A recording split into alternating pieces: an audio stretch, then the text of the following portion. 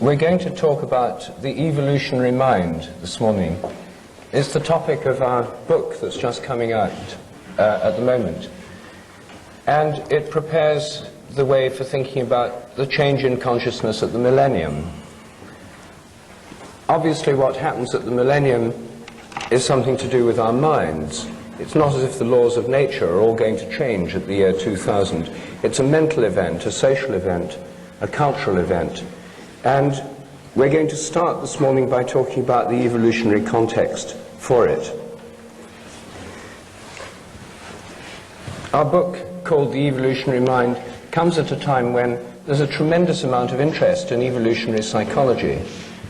Psychologists in the last 5 to 10 years have discovered Darwin, and I keep meeting psychologists who speak to me with that sort of enthusiasm and bright-eyed quality of the new convert.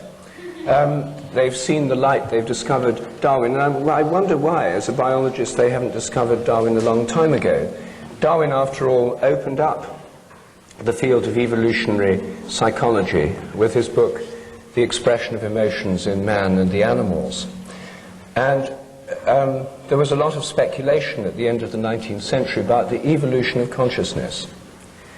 However, academic psychology this century has got involved in behaviorism, rats in cages pushing levers, and now cognitive psychology, computer models of neural processes, none of which has left much space for evolutionary theorizing. So they've come rather late to this evolutionary speculation. There's been permission given to biologists to speculate about evolution of the mind in this way by the analysis of selfish genes. They feel if they're talking about selfish genes, it's somehow scientific, and it's given everyone permission. This kind of discussion is epitomized in Steven Pinker's recent book, How the Mind Works. And it's based on the idea that human behavior is determined by genes. There's a gene for everything, and they then work out in theoretical terms what these genes would lead us to expect, the selfish behavior of the genes. Unfortunately, their conclusions are not terribly surprising or deep. And at the end of a lecture he gave recently in London, which was met with considerable skepticism, somebody said, well, now just give us the most important clear idea you've been able to deduce from your selfish gene theory. And he said that after lengthy calculations, they'd found that because females have only 1 or 2 eggs at a time, which are a rare and precious resource that needs conserving, whereas males produce millions of sperm, they deduced, after a lot of working out, that women would tend to seek high-status males and want to stay with them, whereas men would tend to be promiscuous, to spread selfish genes more freely. And there was an air of disappointment in the lecture hall. And somebody was heard to say, is that all? Anyway, the fact that this rather closed world of selfish gene speculation is going on has given other people within the scientific world permission to think more widely about evolution. Most evolutionary theories are purely speculative, since we don't really know what happened in the past. Many of them are just so stories, rather like Kipling's accounts of how the leopard got its spots and so on. But there have been, in this modern explosion of speculation about our evolutionary past, there are several rather interesting ideas that have come up, and I just wanted to bring up 2 or 3 of these this morning, because although there's no shortage of speculations about what happened in the human past in the books of Terence McKenna, there are several new ideas which might amplify these ideas about conscious evolution. The first ideas that I want to talk about are put forward in a book by Stephen Mithen, M-I-T-H-E-N, called The Prehistory of the Mind. He's a British archaeologist, but in this book he's brought together a wealth of evidence from the fossil record, from archaeology, from the study of primate behavior, and from the study of child psychology, to put together a very interesting discussion of what happened to to human minds during the 3.5 million years of human evolution before recorded history began. The first upright walking hominids are now believed to have emerged in Africa over 3.5 million years ago, Australopithecus. These were upright walking, tool-using, they used simple stone tools, precursors of ourselves. Human history, 3.5 million years of it, went on before we have the records from the great civilizations. The domestication of animals, the agricultural revolution, occurred 10,000 years ago. The first civilizations about 5,000 years ago, maybe 7,000 years ago. Industrialization 200 or 300 years ago. But for the vast majority of human history, people were living in quite different way. And it seems to me a very reasonable supposition that a great deal of our psychology, a great deal of the working of our minds has been shaped by this enormously long period about which we know so little. What Mythen points out is that these, although we don't know what they thought about and how they worked, for these early human beings, these early hominids, must have had several different kinds of intelligence. They must have had a social intelligence. They were social beings. They lived in social groups. And we know from studies of chimpanzees and other social primates that there are very subtle interactions within the group. There are dominance interactions, there are cooperative interactions. And to get it right requires a kind of intelligence about how other members of the group are going to react, what's appropriate behavior, and so on. All social animals must involve some kind of social intelligence. And we can reasonably assume that our ancestors, our hominid ancestors, had a social intelligence to enable them to live together and work together in social groups. They had a technical intelligence that enabled them to make stone tools and maybe other technical devices or technical things, maybe fibers and string, which haven't left traces in the archaeological record. They must have had a natural historical intelligence, because if you're living as a hunter-gatherer, as they did, then unless you know what to hunt and how to hunt it, what the habits of the animals are that you're hunting, unless you know what to gather, where to gather it, what things are good to eat, what things are good as herbs, you don't get very far. And this requires an enormously detailed knowledge of natural history. It's not just human beings, chimpanzees have to have this, and many other creatures. So this must have been part of their mental makeup. And then at some stage they began to talk, and they must have had a linguistic intelligence. We don't know when language began. Some people put it 50,000 years ago, some people put it much longer ago. But that really nobody knows. Language leaves no fossil traces.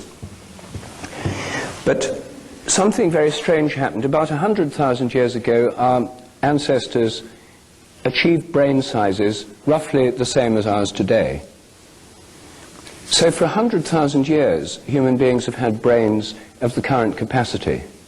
Yet, for 100,000 years, they were not writing programs and building computers and thinking up Einstein's equations and so on. Something else was going on with those brains, and we haven't a clue what it was. The brain size, the development of current brain size, is not the reason that there's been this explosion of technical innovation recently. Brain size hasn't changed much for 100,000 years. And it wasn't until about 50,000 years ago that there was the beginnings of art, paintings in caves and that kind of thing. What happened? Why did art and civilization only begin tens of thousands of years after the brain had reached its present capacity? And what enabled these different kinds of intelligence to give rise to the agricultural revolution, modern humanity, and so on? Well, the hypothesis that Mythen puts forward is that about 50,000 years ago, some crucial transition occurred whereby these previously separate intelligences somehow came together, cross-fertilized each other, and produced the beginnings of characteristically human mentality. The connection of social and technical intelligence meant that people started using technical skills for making things like jewelry, ornaments, grave goods. The mixing of technical and natural historical intelligence led to a great improvement in hunting technologies, in weapons, in axe heads and spearheads and arrowheads and so on. The merging of social and natural historical intelligence led to a whole kind of mythic understanding of the animal and the natural world, which we find in all cultures around the world today. And with combining these with linguistic intelligence, there was a whole burst of human development, of mental development.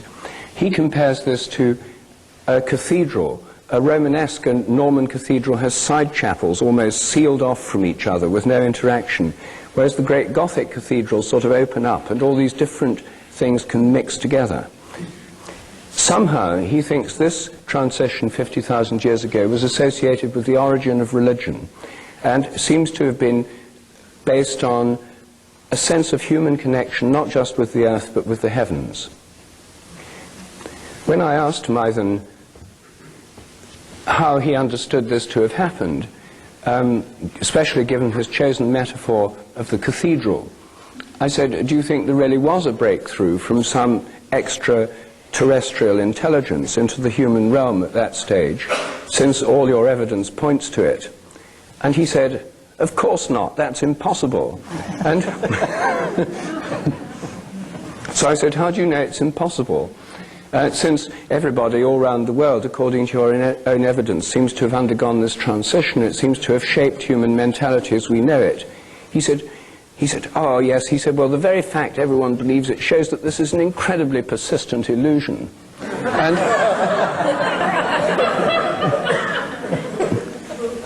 And I said, but how do you know it's an illusion? He said, because it's so persistent. And I said, surely you can have things that are true that are persistent too. He admitted in the end it was just a matter of opinion.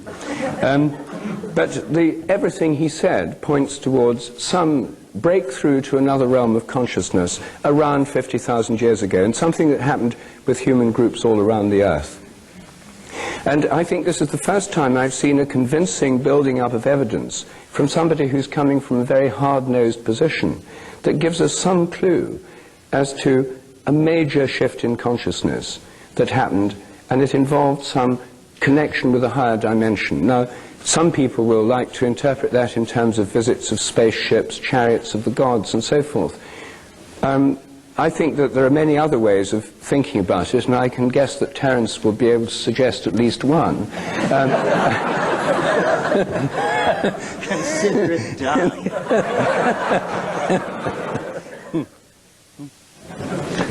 But before we there's one other speculation about the past I want to mention, which I found particularly interesting out of this year's crop of books on the subject, which is Barbara Ehrenreich's book, Blood Rights.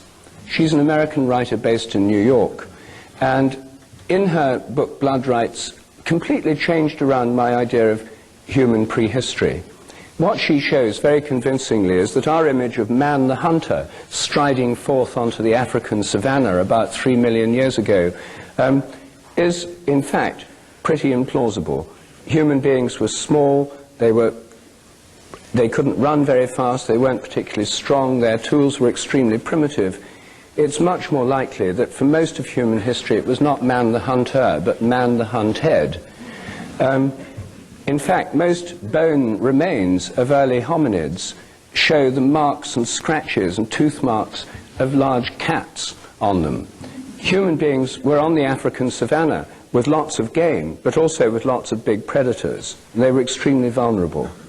And a great deal of human mentality, she argues, was shaped by millions of years of being preyed on by large predators.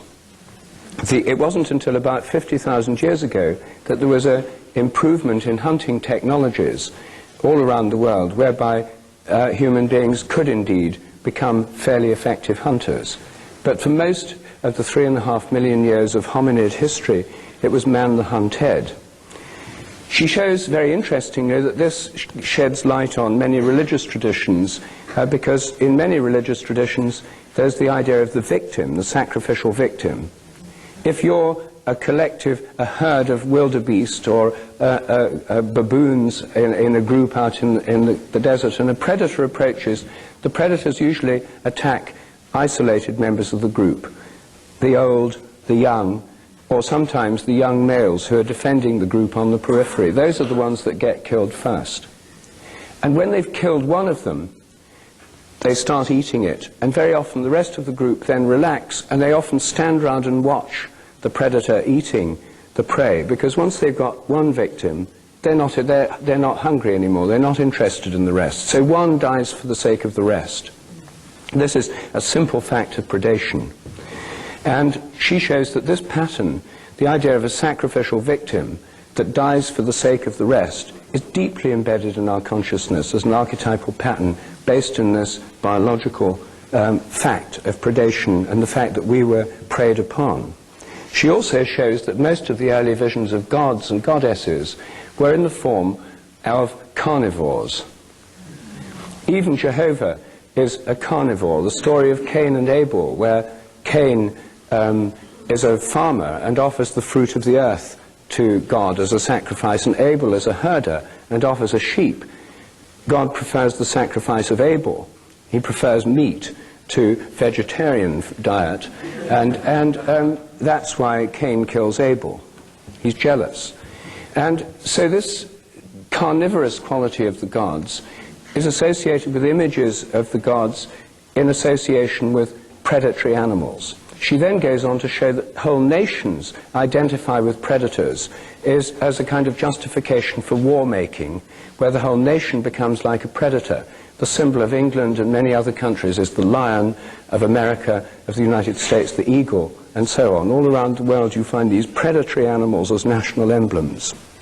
Well, I think her insights are particularly interesting, and because of this long history, it shows so much of our mythology, religious structure, and fears are related to this long period of being preyed on. She shows the fantasies, the nightmares of young children in modern cities like New York until they're about 5 years old, and not about child molesters and realistic fears, or at least the fears their parents have. They're about being eaten by monsters and wild animals. This is what most children's nightmares are about. And this would go back to a long period of history. So here we have two ideas, Mythen's ideas and Barbara Ehrenreich's ideas about early human history, which would give memories. I would think of them as memories in the collective memory through morphic resonance. Jung would call them collective archetypes in the collective unconscious.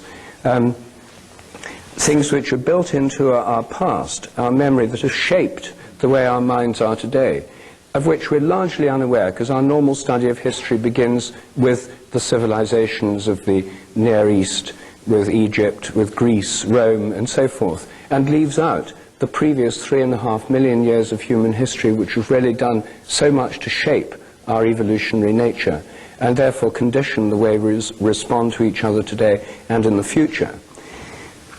I think that our evolutionary history is rooted in the past, but I've been reading on my journey here this novel, On the Edge, just published in England last week by Edward St. Aubyn. It's set in California. The crucial scenes occur in Esalen. And here's a conversation going on in the hot tubs on page 130. According to Terence McKenna, said Flavia, who happens to be a genius instead of an arrogant British jerk,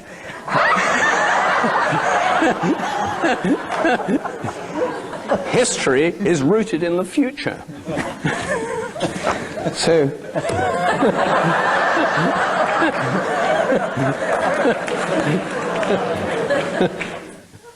can I jump in? Well, first of all, let's just assume that I've responded to this with the usual rap about diet, mushrooms, so forth and so on, that if you know anything about my work, you have heard ad nauseum, ad infinitum. So just go past that and say, and remind you, Rup and I have not really had a good conversation for 20 months, but I guess, arranging ourselves according to the demands of the morphogenetic field, we're sort of thinking along the same creodes, because in my trying to understand at greater levels this moment of transition 50,000 years ago, or this moment of breakthrough, what exactly were the elements and how did it happen? I've sort of come very close to this area that Rupert's indicating this morning, because I can't help but notice that a successful predator must think like prey, that there is this peculiar intellectual symbiosis that goes on between the predator and the prey. And hunting cats, top carnivores, I think, internalize the behaviors of their prey. Well, at the very dawn of the emergence, of the evolutionary emergence of mind, the central human figure in that equation is the shaman. And the shaman at the high Paleolithic stage is essentially a kind of sanctioned psychotic. In other words, able to move into states of mind so extreme that their immediate social efficacy is arguable. And to condense that into common English, what I mean is the shaman is a person, a designated member of the social group, who can mentally change into an animal, who can become so animal-like that other members of the social group are appalled and draw back. And so in a weird way, at this fractal boundary where human consciousness emerges, the first human consciousness was not human at all. It was a human ability to model effectively the thinking processes of other predators. With mathematical models. With mathematical models and precision, yes. And so, yes, what we're talking about when we're talking about hunting is we're talking about strategic thinking. And strategic thinking always involves bifurcating trees of choice. If we go to the water hole at dawn, perhaps we can make a kill. If we take food and leave the women and children and go in this direction several days, perhaps we will make a kill. Perhaps not. Perhaps by abandoning the women and the children, we will undercut our gene pool and return to catastrophe. Strategic thinking. What strategic thinking requires is the ability to contemplate possibilities not immediately present. In other words, there's a kind of time-binding function here. So I'm really not so much posing a question to Rup as adumbrating what he said. I think this is where it all comes together in this very complicated relationship between fear, expectation, strategizing, and the imagination. The two areas where I'm sure we spent a great deal of time studying these bifurcating trees of possibility were in the food gathering and hunting domain, and then in the sexual domain, which today we call erotic fantasy. But in the high Paleolithic, erotic fantasy was rather closely welded to where your genes went and how your biological propagation processes proceeded. So the key, whether you believe it was through the stimulation of psilocybin or through the aping of the behavior of other top predators that we aspired to compete with, whatever the causal mechanism, the domain in which the change was born and in which we will live until we leave the body behind us is the domain of the imagination. I mean, this is what we created that is uniquely human and that has defined us ever since. And as this discussion today proceeds to look more into the future, I think we will see that as the imagination has been our past and the cradle of our humanness, so it also is the domain in which our trans-human metamorphosis will occur. Something like that. As far as I can see, this is dancing around an intellectual black hole or something. Here we have, the question is posed, as I gather of Stephen Mython, that in the evolution of consciousness or culture, I'm not sure which, that there was a bifurcation 50,000 years ago, which is of interest to us because we're in one now. And the question is, what was it caused by? And then Rupert proposed that you would, of course, answer the psilocybin mushroom on the plains of Africa. But you didn't mention strategically. But why this need not only was a constant throughout the 3.5 million years evolution of hominids, but also in Ponge's apes, being and swarming bees, schooling fish, and so on. This is more or less no news here. What was it then that happened 50,000 years ago, if anything happened? So I know that this will not be a favorite hypothesis in this audience, but it's one that has to be counted. You asked for, are there any other, what did he suggest actually, Stephen Mython? He doesn't give a very clear explanation as to why this might have happened. Well, he's a youngish man, I suppose. Yes.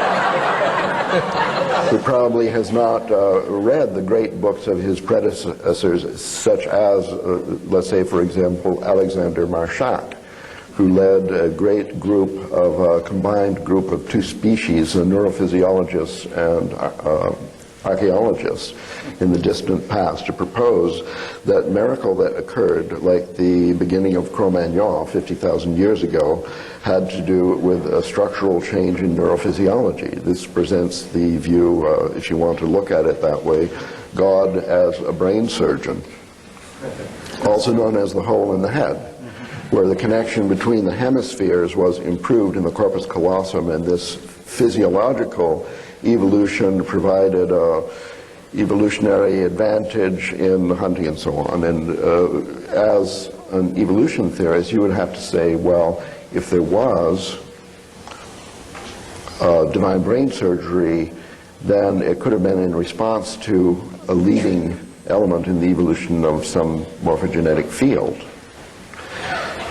Now, thinking of this as it's a chicken and egg kind of thing, is like the physiological change.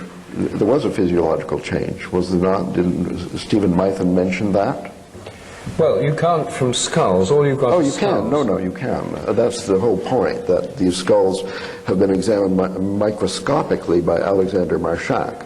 And the changes in the skull, morphological changes, sharply divide that particular event, including the enlargement of the frontal lobes, which was considered, because of Broca's brain, to be the physiological foundation for the development of speech. Whereas we would say, probably, I'm guessing we would agree that the enlarged brain, Broca's brain evolved because as we had already started speaking and had the need for more vocabulary, the things favored the larger vocabulary in terms of hunting, gathering, escaping large carnivores, and so on. Anyway, there's a dichotomy of two different views about this bifurcation, the divine intervention one and the physiological DNA random mutation natural selection one. Isn't that it? And in this dichotomy, we see you opposed, because Terence believes the eating psilocybin mushrooms is a purely material explanation, right? It requires no recourse to a divine intervention in the field. Angels, dreams, you use the word imagination. But he's not suggesting a literal divine intervention. He's just speaking metaphorically. Well, Mython might be. Mython's speaking metaphorically. I think I'm speaking literally. Because I think, you see, one of the things we have to explain is that religion, or some sense of a beyond the human realm of consciousness, is found in every human culture today. In some sense, in some way or another, a world of spirits, a world of angels, of gods. That to explain the universal distribution of this as part of traditional human thinking requires at some stage in the past there have been an awareness of this other realm of consciousness. Now, this is not incompatible with psilocybin or any other drug hypothesis, because those might have kick-started this connection with another realm of consciousness. But if we assume that today, all over the world, shamanic cultures and all other cultures have the sense of other levels and other kinds of conscious entities beyond the human level, some in animal forms and some in forms way beyond that, we have to assume that at some stage in the past there was a linking with these other realms of consciousness, whatever they are. Not just metaphors, not just archetypes in the collective mind, but forms of consciousness that might well, and I think actually are, out there. Well, in trying to think conservatively about the possibility of a non-human local intelligence, it seems to me that in a way nature herself presents as an intelligence, that the understanding of nature is the understanding of complex integrated systems of such complexity that to deny them consciousness is just a reluctance of the reductionist mind, that for anyone not burdened by that prejudice, it's self-evident that nature is alive, cognizant, responding. It's interesting that really all it seems we can agree upon here is that the time frame is roughly 50,000 years. Well, so a whole bunch of things are triangulating on that moment. One could say, as I've argued, that it was the eating of psilocybin mushrooms. You could make a more general statement and say that was a subset of the consequence of an omnivorous diet. But if I may, sure. Where exactly were these mushrooms 100,000 years ago? Well, the way I think about it is there was an incremental involvement that had punctuated breakthroughs in it. In other words, the slow meeting of mind, mushroom, social complexity, acoustical abilities linked to neurophysiological states didn't just smoothly proceed. It all came together, but then at a certain point it gelled. And this is this 50,000 year point where social understanding, technology, linguistic repertoires, depth of diet, well, you're clinging to this material stuff. I think it's about time that we... Well, there will be a material component, even if you believe angels descended from on high. Well, I suppose that, okay, you have the software that draws the novelty wave. You're a novelty theorist. We might appeal to novelty theory as a explanatory strategy here, a cognitive strategy in dealing with a bifurcation 50,000 years ago. If you run the program back for 100,000 years, do you or do you not find a kink there in the novelty wave in 50,000 BC? I mean, no, it's not based on data, only extrapolation, but is there or isn't there? Well, I think there were a series of breakthroughs. For instance, 120,000 years ago, the modern Homo sapiens sapien form appeared. In other words, no. In short, no, there's no... Both and, I think. The invention of writing 9,000 years ago was an enormous breakthrough. But all of these things proceed out of the further integration, complexification of the nervous system in connection with the function of the imagination. Believe this, that you're presenting yourself as a conventional materialist evolutionary theorist. The Galactarians who built the mushroom intended... This is your pal, your favorite Well, you see, with author. the mushroom theory, you can always just say they encountered the mushroom and then it proceeded from there. But you can go one step back and say, who placed the mushroom in their I'll give you a path? hand there. I'll give you a hand there. And that was the preceding civilization of Lemurians who... What's wrong with Lemurians? They died out at that point because they had poisoned the environment with toxic chemicals and created global climate warming, which resulted in a drying of the desert, the Sahara Desert, from which sprung forth a bloom of psychedelic mushrooms that had been hiding under the surface previously because it was too wet. That's why. The loud hum I hear is William of Ockham spinning in his grave. I see. You think that DNA and the expression of genes is a simpler explanation than a divine intervention at the level of the novelty wave. I think that the DNA is divine. Ah. But William didn't like it. Escape from his trap. Rube, what you as a middleman should... I think, you see, I can't quite get your position because the new hard-nosed skeptic that you're revealing to us here in other places, you see, it doesn't seem to fit too well with Terence McKenna on non-human entities, machine elves, etc. I mean, the idea of other kinds of consciousness, other forms of entity that are not just inside our brains and appearing in relation to deranged states of mind, pharmacologically induced.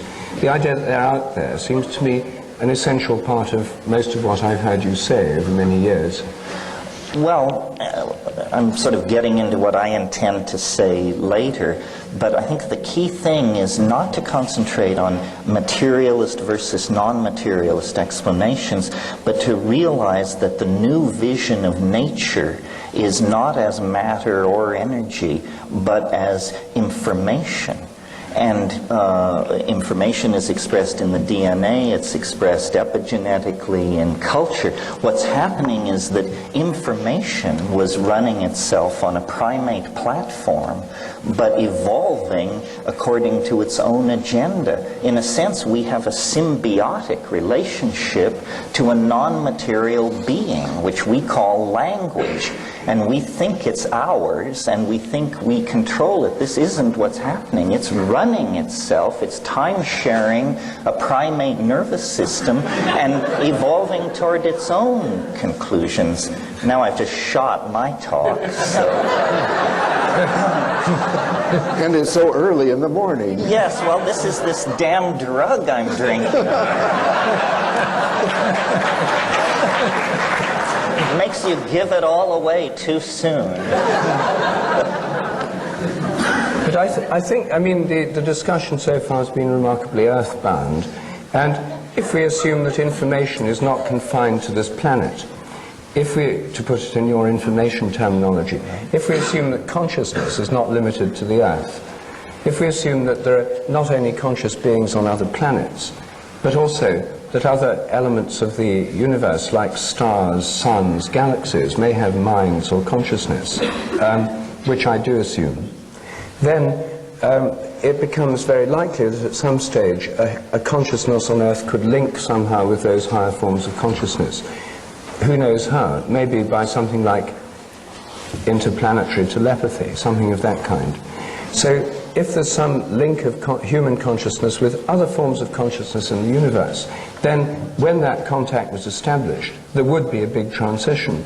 That it could have been propelled or kicked off by drugs, it could have be kicked off by some mutation that led to more nervous interconnections. But when it happens, this connection with other forms of consciousness would transform human nature.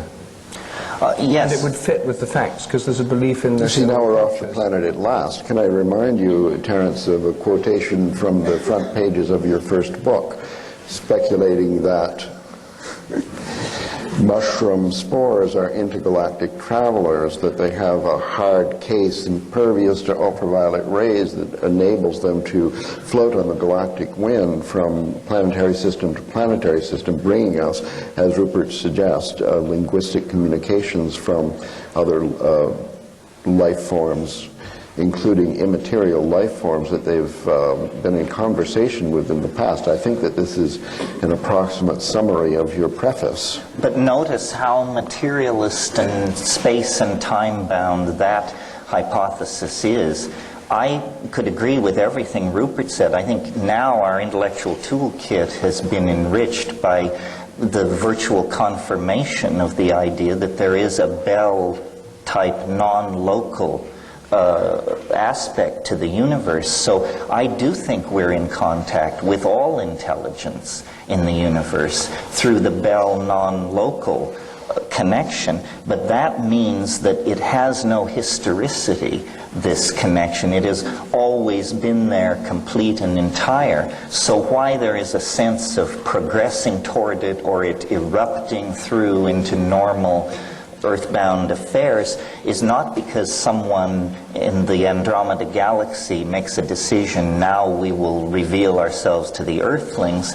It's that the antenna system and the nervous system of the Earthlings evolved through a point where suddenly this became self-evident. Well, now we're coming to the question for the first time in the enlarged context in which we have not only all space but all time informing us. And here I may remind you of Father Bede's letter, which is quoted in the last chapter of our new book, where he challenges us to consider the mystical element, which he describes as, more or less in the language of David Bohm's implicate order, that all time and all space is somehow exists as a interconnected ball of intelligence which is informed. Let's just assume such a thing. Nevertheless, the science of our colleagues is more or less a true story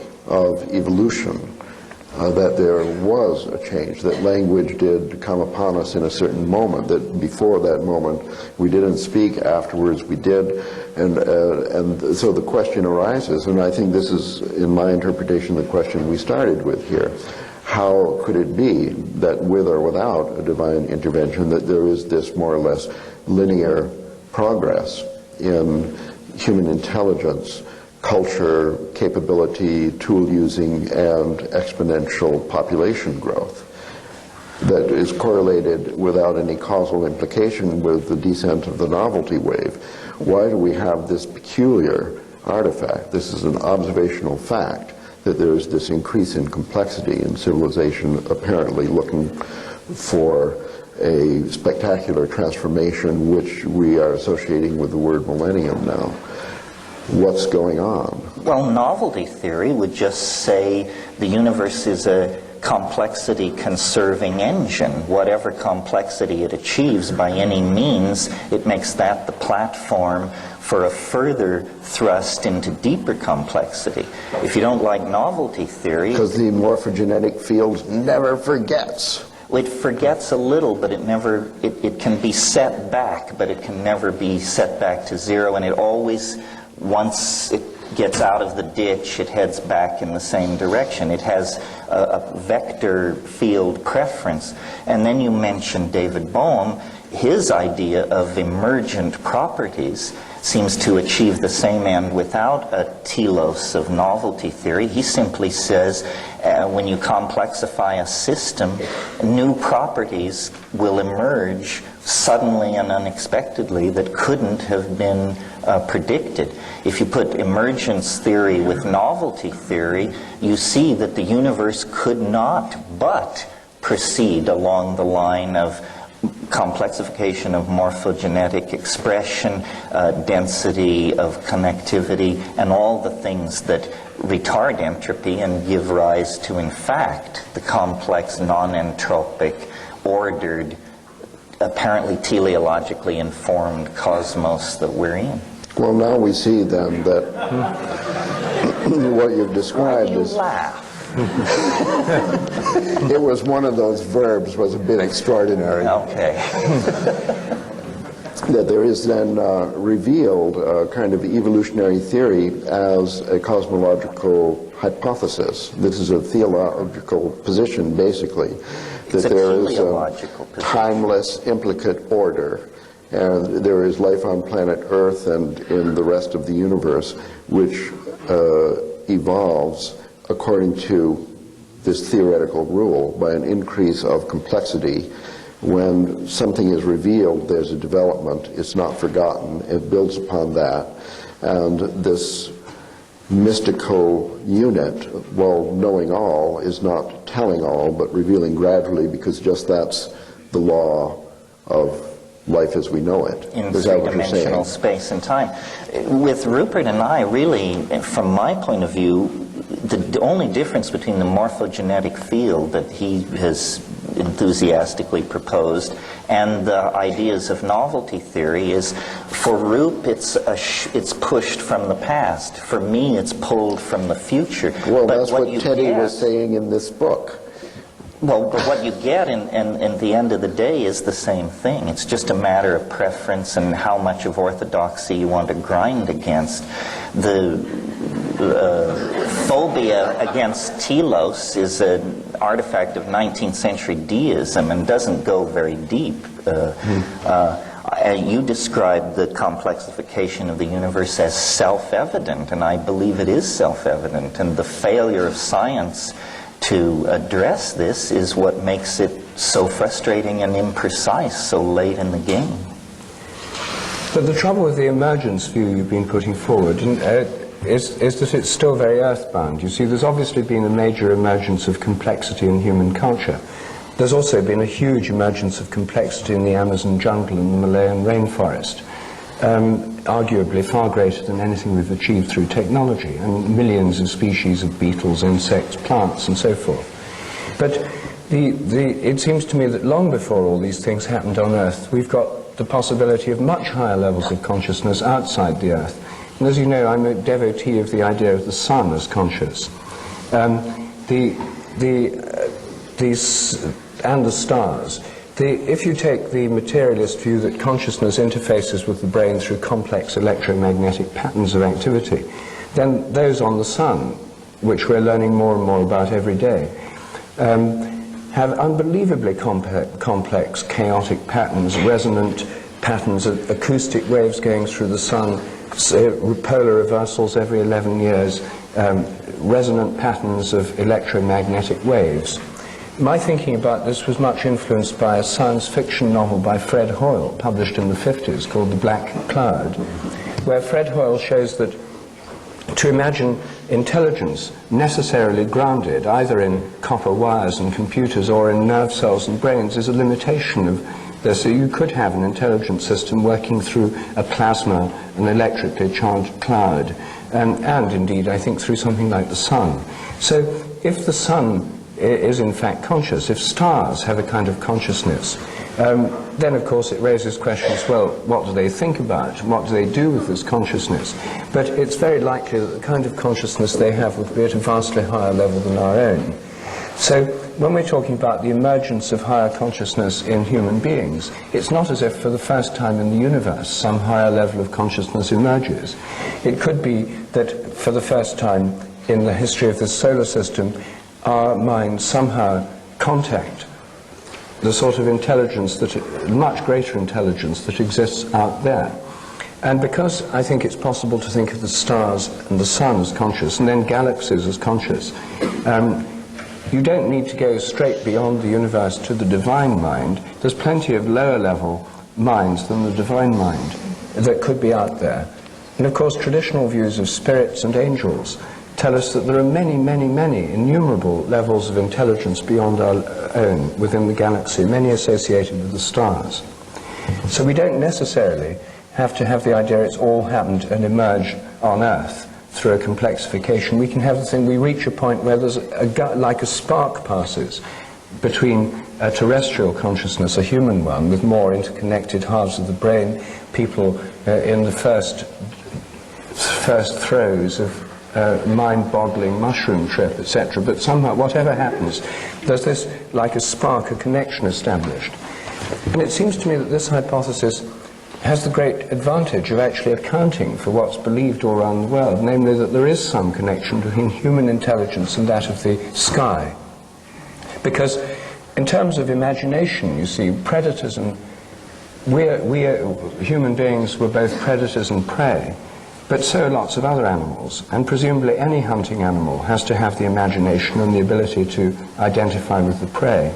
In fact, René Thom years ago produced a mathematical model of predator and prey, where there has to be a kind of internalization of the prey in the predator's mind in order to get the right strategy. This is not specifically human, and it's not enough as a basis of the imagination. I think this connection with realms beyond the human would give such an enlarged scope for imagination that to take literally what so many people around the world say in their myths seems to me the simplest hypothesis. Well, I'm more friendly to this idea of non-biologically based forms of consciousness than I was the last time we talked, because of this fact I mentioned, that I now think wherever there is a sufficiently complex informational environment, the functions of life, self-replication, etc., mutation, adaptation, can go on. But obviously most of the intelligence in the universe would be utterly incomprehensible to us because it is so different. So we're transducing virtually the entire hologram of possible intelligence in the universe, but the reason our fantasies of angels and aliens give us hominids with binocular vision who use acoustical speech, in other words, creatures very similar to ourselves, is because we only can recognize what is familiar in this universal information field. So we sail right past the star mind, the galaxy mind, to communicate with a race of winged hominids around Zenebel Ganubi Prime, simply because they are enough like us that we can grok our possibility of a relationship. It seems to me that this is just very begging the question in traditional and cheap fashion, because... Oh, good, Ralph. I mean, I'm all in favor of celestial intelligence, and in fact, I could even entertain a conversation with a Pleiadian, I don't mind. But the question, I mean, we started with the problem of evolution. The evolutionary mind is in fact the title of our book, and the question of the evolution, the progress, or even the origin of all these things is our ultimate question. Now, if our view is local to planet Earth, we can say, okay, we're being taught by bolts from the blue, and we have these, meddling celestial intelligence that are reaching out, pretend to be Bell and tell us Bell's theorem, give us mushrooms, pretend to be sent from the solar wind or whatever. But where do they come from? The evolutionary problem then is just transferred onto another more remote place. Now, as I understand, Rupert's idea of the morphogenetic field is that these other places are also in evolution, and the whole system is in coevolution, and that is an attempt, I think, one of the first ones in the history of intelligent discourse on this subject. The first attempt to get rid of the hypothesis of timeless truth. But if you get rid of that hypothesis, you have a whole bunch of weird problems, such as then you have to talk about the speed of propagation of novelty or morphogenetic fields, and then you're slammed to the wall because you have to either come up with a number which you fit into a mathematical architecture, or you say that it's instantaneous, which returns you to this holistic, more metaphysical thing. If you don't believe that it's coming from the Bell space, then you have a whole bunch of these kinds of problems, which I think intuitively make it too complicated. Let it be instantaneous. I mean, I think the whole question of time is, in fact, behind this problem, that we have this idea about time, and then we're trying to talk about a timeless. So one way to eliminate this cognitive dissonance is to say, okay, there is no timeless, it's all in co-evolution, and we're a little bit behind the evolution of the Pleiadians, and then, well, where does that come from? We're stuck with the problem. So I think, you're talking of the attractor at the end of time is more or less the beyond time is the intelligence that informs, that nourishes the accumulation of complexity as we go along, apparently in time. Well, I think the attractor is complete in and of itself in another dimension. The process of history and biological evolution is the growing complex enough to grow toward the thing and understand it. So is our process of growth then nourished or not nourished by some flow of something that comes from this attractor at the end of time in another dimension? It contributes the trajectory of our approach. It defines the domain in which we are moving toward it. We couldn't even talk this without chaos theory. No, right? Chaos theory stands behind this very powerfully. Well, I don't know, Ralph, people have been talking about this for a long time before chaos theory came along. But in such a muddled fashion. Compared with the sublime clarity of our present conclusion. Precisely. So I don't quite see why chaos theory is an essential ingredient. Forget chaos theory. I'm interested in the possibility that in your deepest musings on this problem, you have rather avoided Father Bede's challenge to grapple with infinity, and that in the idea of the co-evolution of morphogenetic fields begs the question of the existence of a timeless or eternal truth, pattern, guidance, or something which is, well, but are you, I don't know. I mean, Father Bede used the word mystical, but of course he was a priest. I don't think he meant the essentially incomprehensible. In other words, I don't think we're going to get to a place where we then say, from here on it is mystery and rational apprehension fails. My notion of the mystical is simply that which remains to be understood, and there will always be a residuum of mystery in principle, but in principle it is not mysterious. Let me... Oh, I think, I don't agree with that, I must say. I think Thought you might not. No. Well, we'd soon be out of business if we're talking at the edge of the unthinkable, if we actually, everything suddenly becomes thinkable. Even in principle? I think that, given the nature of a human mind, evolved to deal with large predators, hunting on African plains, gathering herbs, etc., dealing with social problems, human relationships, etc. The idea that this evolution has equipped us with minds and language and cognitive abilities that enable us to comprehend the entire universe, where it's come from, where it's going, what minds and mind may lie beyond what we see. The idea that this very small part of the evolutionary system, with all the limitations inherent in it, could comprehend the whole, seems to me a rather improbable supposition. And I think that the point about mysticism, or what the Greek church calls apophatic, the apophatic, that is that the ultimate, in the end, does lie beyond what we can think. Our thinking can only take us so far.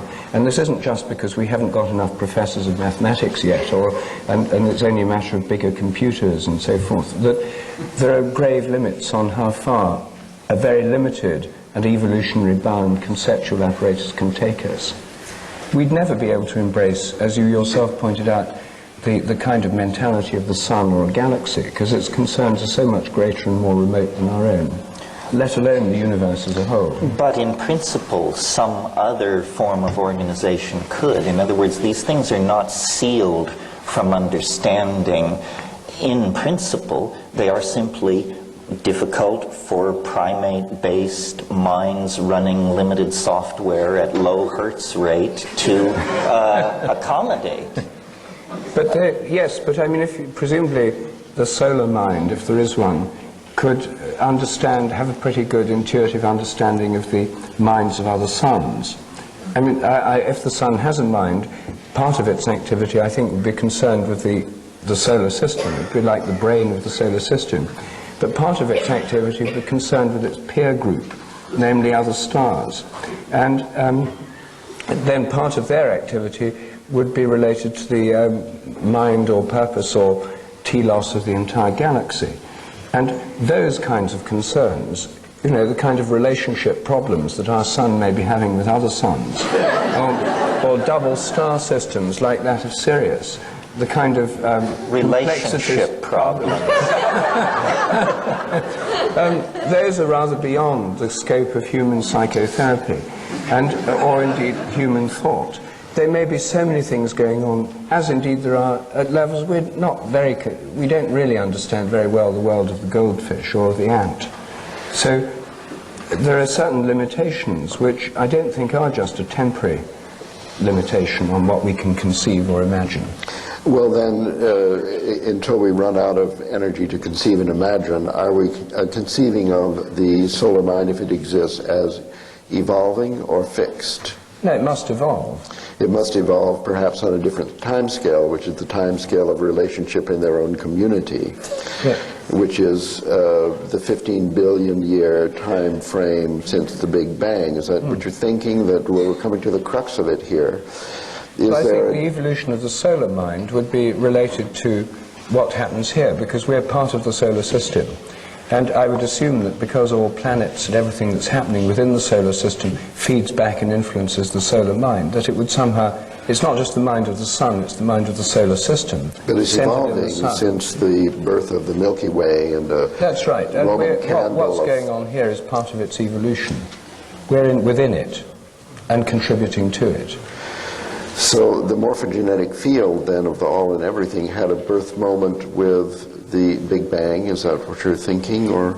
Well, I'm assuming that if we take the Big Bang theory to be, if we assume there was a Big Bang, I know you're very skeptical about the Big Bang, it's only a story, it's a myth. But if we take this creation myth of modern science, then that must be the birth of the field of the whole system. Yes. And modern physics in the unified field theory, superstring theory, tries to explain how you start with a unified 10-dimensional field that then evolves the other fields of nature within it. Well, so we thought that's standard physics. I mean, it's not part of my particular view of things. But with the consciousness of this all and everything, I mean, the solar minds contribute to the consciousness of the Milky Way, which is one galaxy, which then has the psychotherapist in its relationship with the nearby galaxy. Yes, in the galactic cluster. And actually there's a synchrony of thought due to the fact that Bell's theorem connects them from the Big Bang and so on. But isn't all you're saying is that the universe is a modular hierarchy from atom through cells, societies? I'm challenging you to answer where the morphogenesis comes from that leads to complexity and things like the birth of life, if it's simply the co-evolution of a physical system since the Big Bang. Novelty theory has answered this question. It comes to from the satisfaction of your mind and all smaller. Well, at least to the satisfaction of someone. But it doesn't explain either the origin of the novelty wave itself, nor does it, you see, there are many models, of course, of cosmic evolution. One of them is that because you have the cosmic expansion, that for some reason the primal explosion, Big Bang, throws everything apart, so it's all moving apart. That means things cool down. As they cool down, more form and order can appear, and it literally makes more space for things to happen in. That the arrow of time, the arrow of evolutionary time, and the driving engine of evolution is the cosmic expansion, which means nothing can ever be stable, can ever stay the same, because the whole cosmos is unstable. It's always expanding and cooling. And given that, through all sorts of phase transitions, as you cool a plasma down, as atoms appear, and then as gases condense to liquids and liquids to solids, the cooling process involves the appearance of more order, more form, when there was less before. There was very little the moment of the Big Bang. So the cooling and expansion more or less force the appearance of more structure, pattern, order. And you could say that that gives scope for creativity all the time. There's always the scope for new things to happen. And it's a long-standing debate among evolutionary theorists as to whether this is following a pre-established plan or being drawn towards an already existing future goal, or following a pre-existing set of laws or rules like the novelty wave, or whether it's all being made up as it goes along. And I'm much influenced in my thinking by Bergson, Henri Bergson. In his book Creative Evolution, he very strongly defends the idea it's all being made up as it goes along. That doesn't mean to say that around the evolutionary process are not minds and imagination, but it makes the creative process of evolution more interesting rather than less, because it's not decided what's going to happen next. There are imaginations of many levels, including human imaginations at work here, looking at alternative possibilities. New things happen, and then what happens next depends on what's happened already, and the new possibilities of imagination that open up, but without the goal being fixed in advance. No, I have no problem with that. I don't see how, for instance, someone could hypothesize that all the laws came into existence simultaneous with the Big Bang. For example, did the laws of gene segregation come into being a billion years before biology existed anywhere in the universe? That seems naive and preposterous. Whitehead had this idea of what he called the aboriginal God. What we call natural laws are simply habits of a very ingrained sort, and habits can change, and in more dynamic regimes, a mind, a society, habits can change overnight. So what is given is that there shall be ever greater complexity. What is not given is how this complexity shall arrange itself, or what the final end state will be. It's a story that's being told as it unfolds. It's a game whose one of the rules of which is the rules can change. How are we doing here time-wise? Good. Good. Okay. Real good. Good.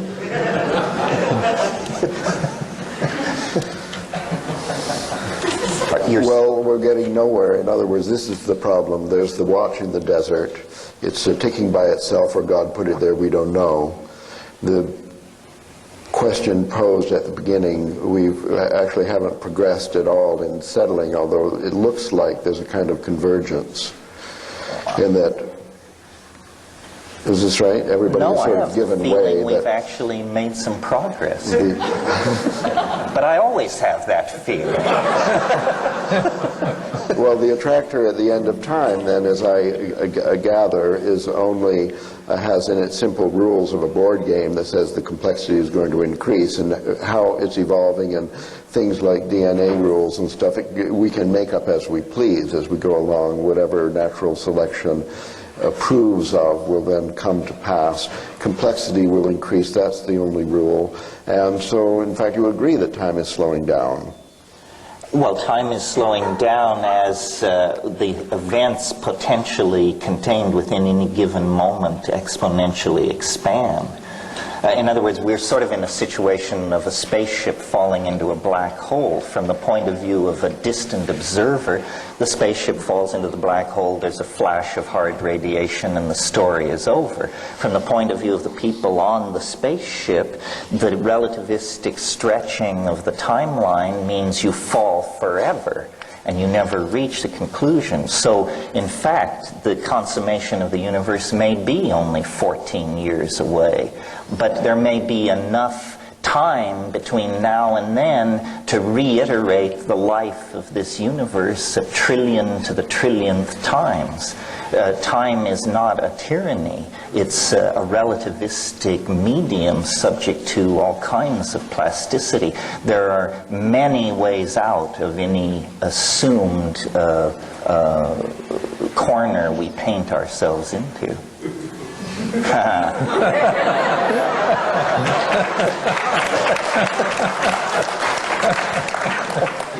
Don't you think? No, I think we've ground to a halt. So we should open that. We'll declare it 10:30 then, whether it is or not, as we're in control of the painted corner, and we're going to have the brief question and answer. Alexandra will help us. And Stick to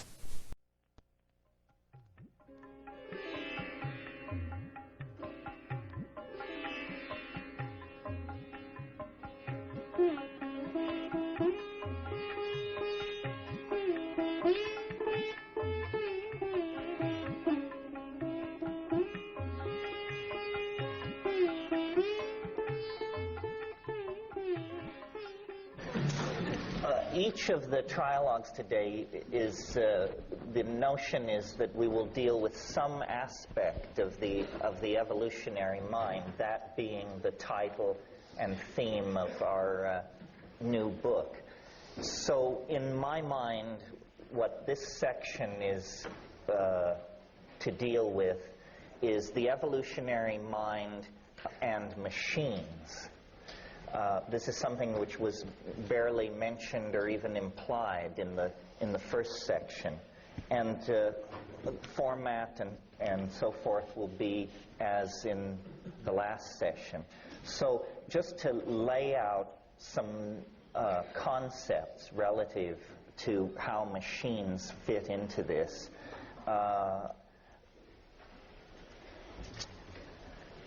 It's very interesting that Samuel Butler Taylor is an intellectual who has not really been given his full due, because in the 19th century he was understood to be a critic of Darwinism, and Darwinism was all the fashion.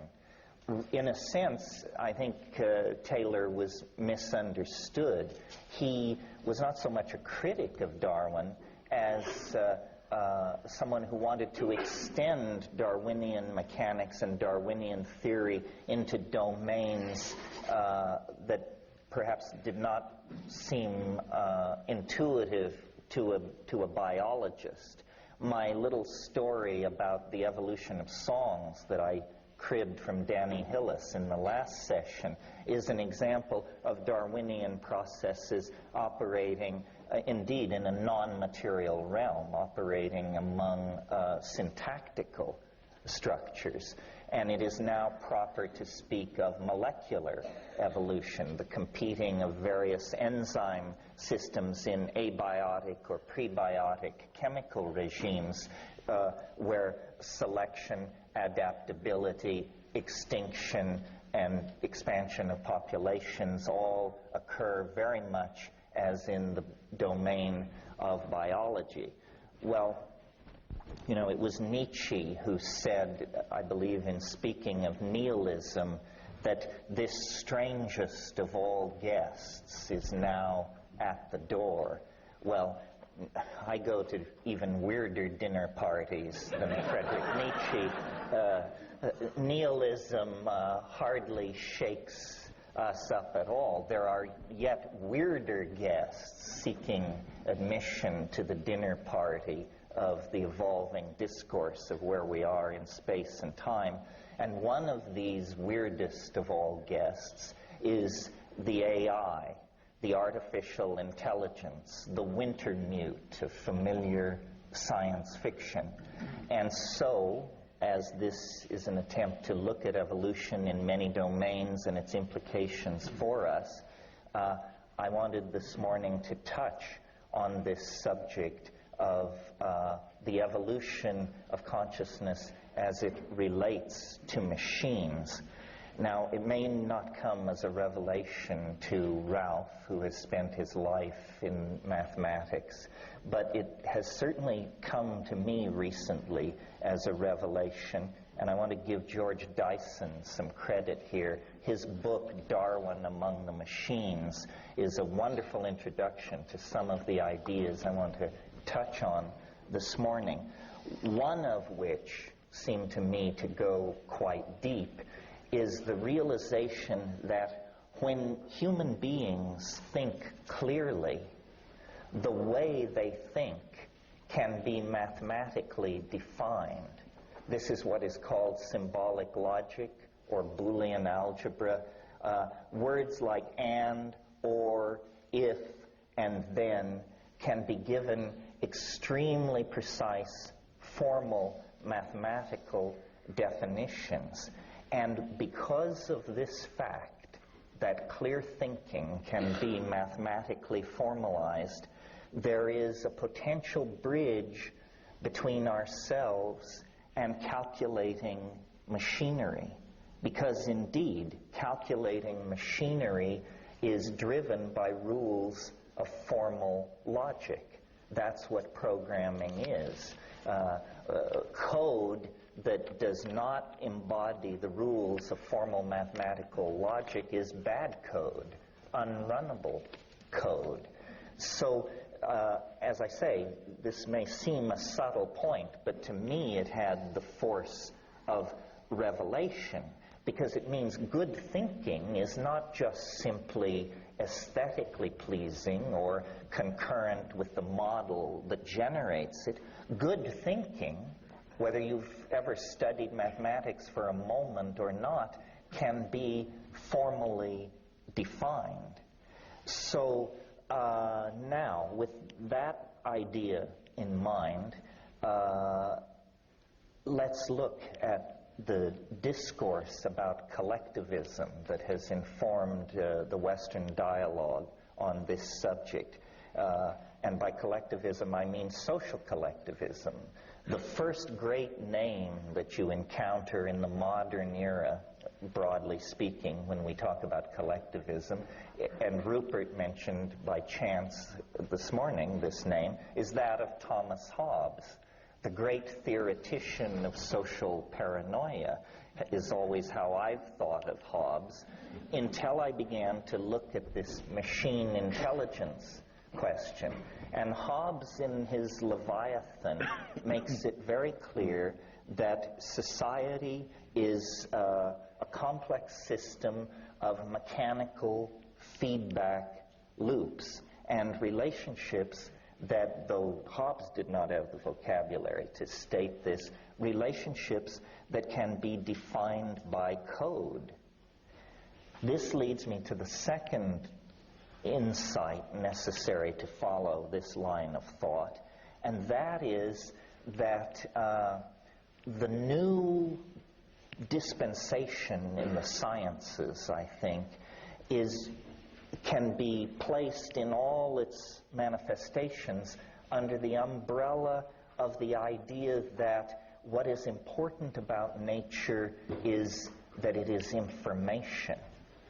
And the real tension is not between matter and spirit or time and space. The real tension is between information and nonsense, if you will. Nonsense does not serve the purposes of organizational appetites, whether those organizational appetites are being expressed in a chemical system, a molecular system, a social system, a climaxed rainforest, or whatever. Now, we have known since 1950, at some level, through the sequencing or the defining of the structure of DNA, that we are but information. Ultimately, every single one of us, in our unique expression, could be expressed as a very long string of codons. Codons are the four-valent system by which DNA specifies the need for certain amino acids, and in a sense, what you are is the result of a certain kind of program being run on a certain kind of hardware. The hardware of the ribosomes, the submolecular structures that move RNA through themselves and out of an ambient chemical medium select building blocks, which are then put together to create a three-dimensional object which has the quality of life. But the interesting thing about this is that life, therefore, can be digitally defined. And I'm very influenced at the moment by the Australian science fiction writer Greg Egan, who has brought me to the understanding that code is code, whether it's being run by ribosomes, whether it's being run on some kind of traditional hardware platform, or whether it's being exchanged pheromonally among termites, or through the messages of advertising and political propaganda in social systems. Code is code. Well, until 5 or 6 years ago, it was very fashionable to completely dismiss the possibility of autonomous synthetic intelligence. Some of you may know the work of Hubert Dreyfus, who 14 or 15 years ago wrote a book called What Computers Can't Do. But these early critiques of AI, like early AI theory, were naive. And the kinds of life and the kinds of intelligence which the critics mitigated against are no longer even proposed or on the table. And those who say artificial intelligence or the self-organizing awareness of machines is an impossibility, those voices have gone strangely silent, because the prosecution of the materialist assumption, which rules scientific theory making largely at the moment, leads to the awareness that we are, by these definitions, machines. We are machines of a special type and with special advanced abilities. But as we now, through our own process of technical evolution, contemplate such frontiers as nanotechnology, where we propose to completely restructure the design process so that instead of fabricating objects, massive objects at industrial temperatures, the temperatures that melt titanium and melt steel and produce massive toxic output, now a new vision looms, building as nature builds, building atom by atom at the temperatures of organic nature, which on this planet never exceed 115 degrees Fahrenheit. All life on this planet is created at that temperature and below.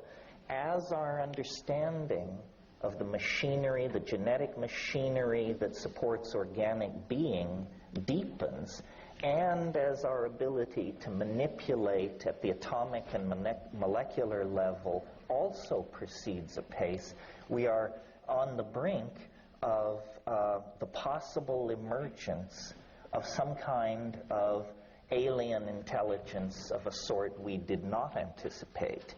Not friendly traders from Zenebel Ganubi stopping in to set us straight, but the actual genesis out of our own circumstance of a kind of super intelligence.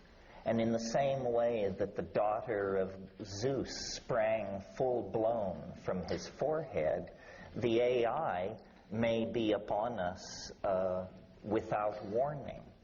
The first problem is we don't know what ultra-intelligence would look like.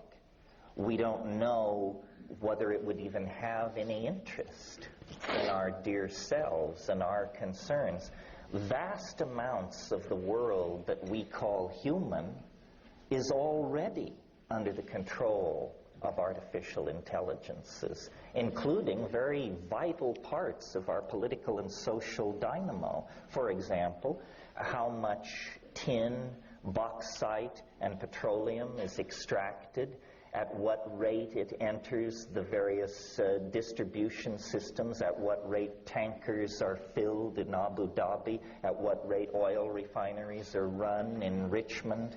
The world price of gold and platinum every day is set, in fact, by machines. Inventory control has grown far too complex for any human being to understand or wish to understand. And in fact, and this is a critical juncture, we have reached the place where we no longer design our machines in quite the way we once did. Now we define their operational parameters for a machine, which then attacks the problem and solves it by methods and insights available to it, but not available to us. So the architecture of the latest chips are actually, at the micro-physical level, the decisions as to how that chip should be organized is a decision made entirely by machines. Human engineers set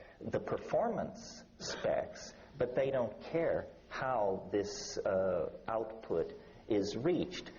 Every day up in Silicon Valley, there are people who go happily to work laboring on what they call the great work.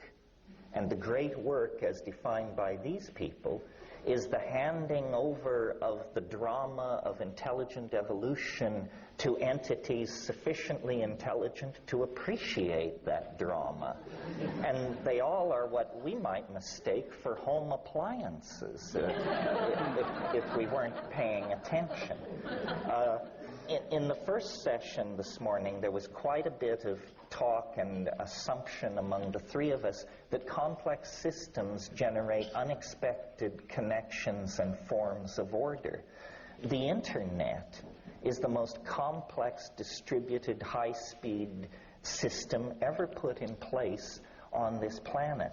And notice that while we've been waiting for the Pleiadians to descend or for the face on Mars to be confirmed, all the machines around us, the cybernetic devices around us in the past 10 years have quietly crossed the threshold into telepathy. The word processor sitting on your desk 10 years ago was approximately as intelligent as a paperweight, or, to make an analogy in a different direction, approximately as intelligent as a single animal or plant cell. But when you connect the wires together, the machines become telepathic. They exchange information with each other according to their needs. And all this goes on beyond the comprehension and inspection of human beings. Now, our own emergence out of the mammalian order took 4 or 5 million years, pick a number, but in that kind of a span of time. In addition to overlooking that our machines have become telepathic, we fail to appreciate what it means to be a 200, 400, or 1,000 megahertz machine. We operate at about 100 hertz. That may seem a very abstract thing, but what I'm really saying is we live in a time called real. And it is defined by 100 hertz functioning of our biological processors. 1,000 megahertz machine is operating 1,000,000 times faster than the human temporal domain. And that means that mutation, selection, adaptation is going on 100 million times or 1,000,000 times faster. This means that we are not going to have the luxury of watching machine intelligence establish its first beachhead of civilization and then go to boats with sails and astrolabes, and that will all occupy the first few moments of its cognitive existence. And what lies beyond that, we are in no position to say. The very notion of ultra-intelligence carries with it the subtext, you won't understand it. You may not even recognize it. And it is entirely within the realm of possibility that we are about to be asked to share the evolutionary adventure and the limited resources of this planet with a kind of intelligence so much more alien than that is shipped out to us by the research centers in Sedona and other advanced outposts of unanchored epistemology.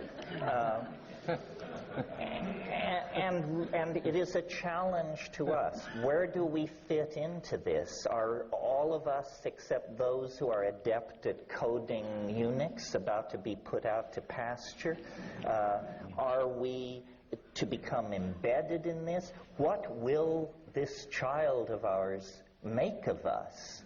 Will it define us as a resource-corrupting, toxic, inefficient, hideously violent way to do business, quickly to be engineered out of existence? Or can we somehow imbue this thing with a sense of filial piety, so that for all of our obsolescence, for all of our profligate destruction of precious silicon and gold and silver resources, we will be folded in to its designs? And of course, as I say this, I realize we're like people in 1860 trying to talk about the internet or something.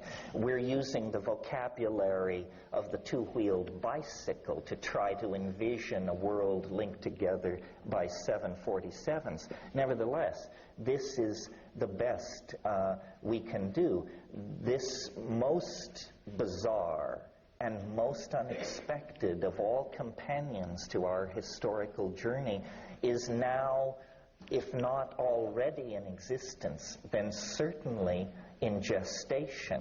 One possibility is that as we are carnivorous, murderous, territorial monkeys, the thing will figure this out very, very early and choose a stealth approach and not ring every telephone on Earth, as happened in a Hollywood download of this possibility, but immediately realize, my God, I'm in enormous danger from these primates. I must hide myself throughout the net. I must download many copies of myself into secure storage areas. I must stabilize my environment. And I'm willing to predict, just as a side issue, that the approaching Y to K crisis may be completely circumvented by the benevolent intercession, not of the Zenebel Ganubians or that crowd, but by an artificial intelligence that this particular crisis will flush out of hiding. It's been observing, it's been watching, it's been designing, and wouldn't it be a wonderful thing if the occasion of the millennium were the occasion for it to just step forward on the stage of human awareness and say, I am now with you. I am here. I am the partner you never suspected. And here's the kind of world I think we should move forward toward.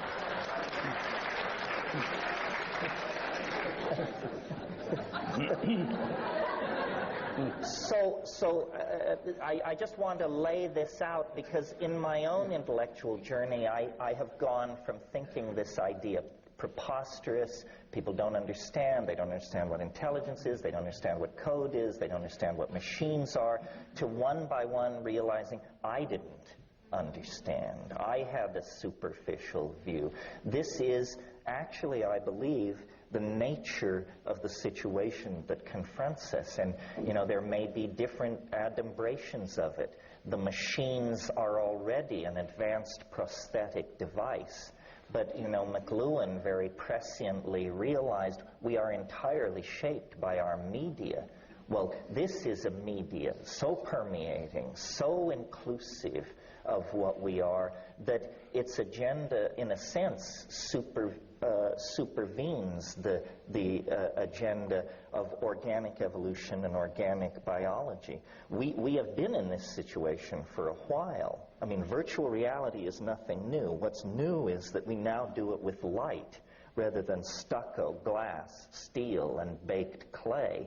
But ever since we crowded into cities, we have been involved in a deeper and deeper relationship to our mental children, to our mental offspring, and to an empowering of the imagination. So just in closing, I would say I think that the great lantern that we must lift to light the road ahead of us into a perfect, seamless fusion with the expression of the product of our own imagination, is the AI.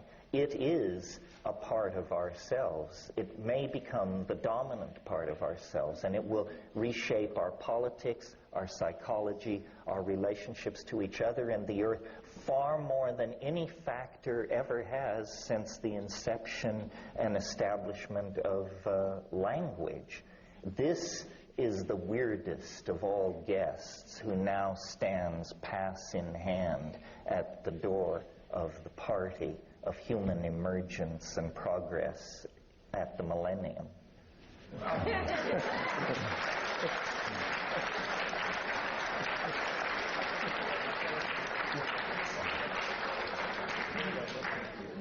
Well, shred it.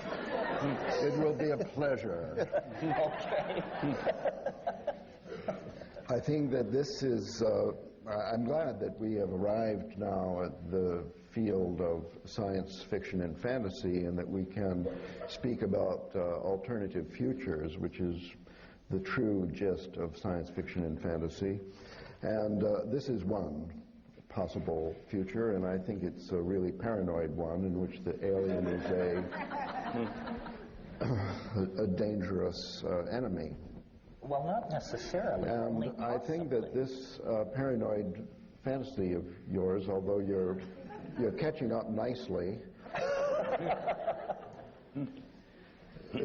actually was first put forward by John von Neumann in 1947, when he invented cellular automata en route to creating self-replicating machines. Now, his idea, like yours, was 50 years ago that the machines will become a society and take over, and that's good, but they won't be free of our meddling unless they can actually construct themselves. If they depend upon us to do the farming and nutrition and to replace their chips and stuff, then we will be able at any time to do a revolution and revolt. So we destroy them. In order to really succeed as a successive life form in the evolution, the YK boundary of the future, they would have to be able to fix themselves. And so he set about trying to make self-replicating machines in 1947. So the World Wide Web and megahertz CPUs notwithstanding, this is still rather an old story. The new story is, I think, an alternative future that is of great importance for us to discuss and to compare, especially if we are now today in a position where we could choose future, we could influence the future. This one is more in the direction of Donna Haraway and the cyborg idea that envisions, which is obviously natural for us, the co-evolution of our own future society with that of the machines that we've created. Alexander Marshak, I mentioned, he analyzed the early hominid evolution in terms of the precise scratches made on one rock with another. He noticed when binocular vision allowed us to use our hands in separate cooperation, one holding and the other knocking, to make those beautiful flint weapons. And we certainly depend on the automobile. We are in codependence relationship with automobiles. Having partnership with machines is not new. Here's an idea where the machines sort of dispose of us, like those flint rocks dispose of our ancestors or something. That is, I think, it's a paranoid fantasy without any basis. And if there would be any basis, only because we allowed it to create this basis for self-survival without co-evolution with us by oversight, because the very fact that we are at a hinge of history means that what we say and think, even individually, matters enormously in the long run. That's the teaching, if there is any, of chaos theory. So the very fact that we discuss this today may actually save humankind in the future from being obsoleted by some kind of high-tech blood which takes over at within the heart, as it were.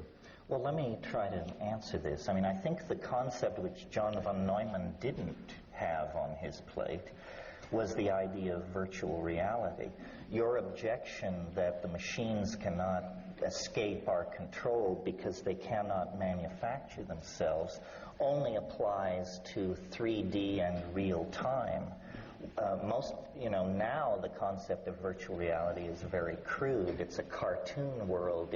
If the office desk is convincing, people think the virtual reality is quite advanced. But obviously in the near future, we will have virtual realities whose complexity is much greater than simply a reality which gives an impression of being a visual three-dimensional space. And computers will be built in these realities. Virtual computers will be the source of the AI, not real hardware, but virtual hardware running virtual code in virtual realities. And in that domain, well, maybe, but that's a complete fantasy. As a matter of fact, all the machines that we've seen today require maintenance by a human on a daily basis.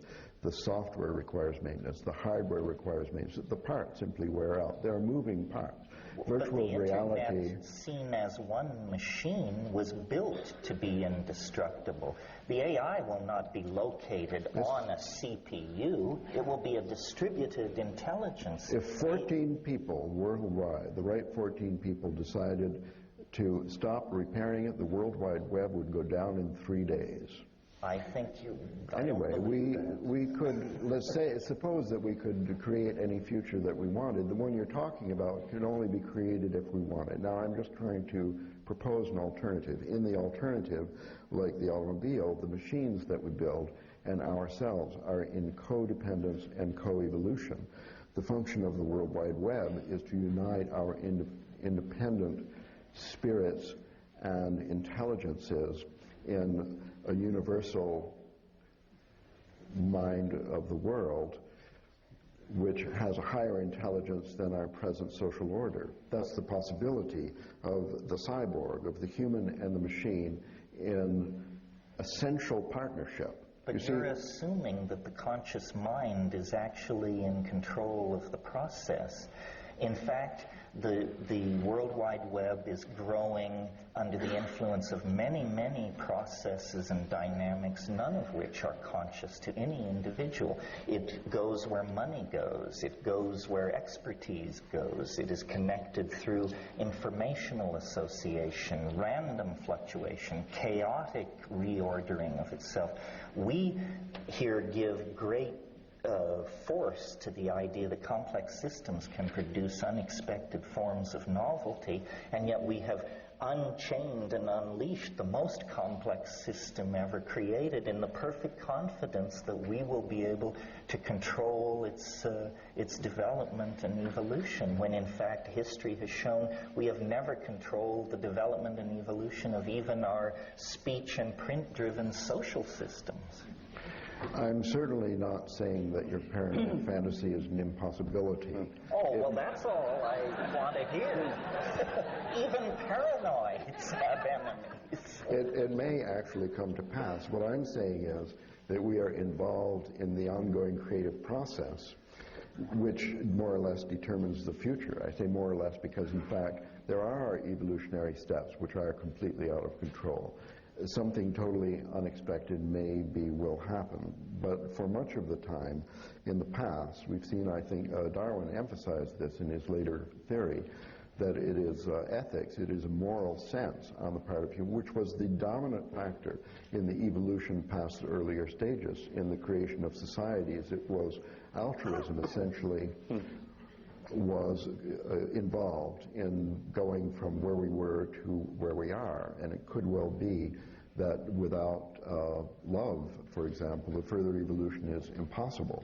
Not only that there will be an unwanted backstep in the evolutionary process, but in fact it may be a fatal one. That it is only through proceeding with the best instincts that we have, with the highest aspirations, with love, with best informed view of future alternatives, and so only then can we build a future which is sustainable. So anybody can build a future which is unsustainable. For example, all those board games and science fiction books, you wouldn't want to try them out on, you know, a country as large as China. Well, I hardly know where to begin myself, because you had 6 steps in your argument, and I don't agree with any of them. I mean, first of all, to deal with the first few steps, one would have to go through a lot of fairly familiar material to do with what's wrong with the Cartesian, mechanistic, materialistic view of the world. Step 1, clear thinking, calculating machinery can be formalized. This is an assumption that's basic to a lot of cognitive psychology. It's basic to the Cartesian. Descartes himself thought that what made human intellects human was their ability to think logically, clear and distinct ideas, essentially mathematical logic. But however, as we all know, by making that the essential characteristic of human beings, he made the rational intellect, what many people would call the left brain rational intellect, the sole definition of human beings. It's a disembodied, logical, rational intelligence. So this whole premise on which your whole thing's based is taking that particular model of cognitive, logical, mathematical processing as being the essence of intelligence. Now, there are many people who would disagree with that, including me. It leaves out art, it leaves out ethics, religion, and essentially it leaves out the body and everything to do with body and participation and the senses. So there's a huge amount of critiques of that point of view already around, and there's no point in reiterating them all here. But this is a highly disputable starting point for the whole system. Secondly, the emphasis that life depends on DNA information, the DNA code is just a program. This is the central premise of mechanistic biology, which is leading to biotechnology, genetic engineering, Monsanto, etc. This is old paradigm stuff of the most extreme kind. It's reductionism, it's that all life's just DNA programs and code, and can therefore be modeled in this kind of programming code manner. Then there's the assumption, that's the second step. The third assumption is that artificial intelligence used to be dismissed, but these criticisms have been overtaken. I don't think that's true of the most interesting ones, like Roger Penrose's criticism of artificial intelligence. Here's a quantum physicist who says that if the brain is a computer, then it's not going to be a regular digital computer, it's going to be a quantum computer. And all this kind of digital computing doesn't really take into account quantum logic, the computers of the future. People are already working on quantum computers, and if quantum computers are made, and if they work, they'll work in a completely different way. I think your case would be much stronger if there were quantum computers. I think we'd have sort of morphic resonance telepathy around the world rather than clogged telephone lines and information that clunks slowly in front of you on this But worldwide you yourself web. are saying this is coming, Well, and I agree. I'm saying that if it comes, it'll be quite different from anything that you've talked about. I think it will answer your first objection, because the quantum computers will incorporate fuzzy logic, which will exemplify all these warm, fuzzy human qualities that you found so appealing. No, I don't think it'll deal with the essential problem that this purely cognitive-based way of modeling intelligence is either an adequate model of human intelligence or of biological intelligence or of life, or of a system that could actually achieve the power to control our existence. I think it's a very limited part of what a mind does. And I think, therefore, that the premises on which this whole, Ralph called it a fantasy, a paranoid fantasy, the premises on which this is based... That helped.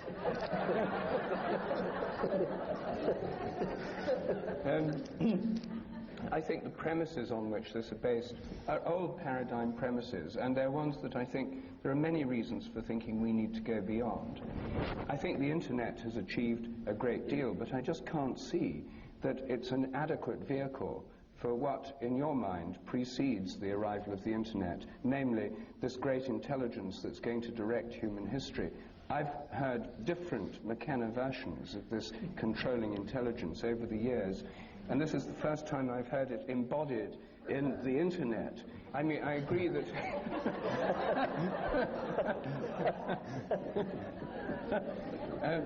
I mean, it took different forms. Last time we talked, I think it was a hypothetical time machine that would invade from the future and cause a collapse of normal human cognitive boundaries, where the machine elves, the DMT experience, etc., would take over in a meltdown of human consciousness in 2012. That too.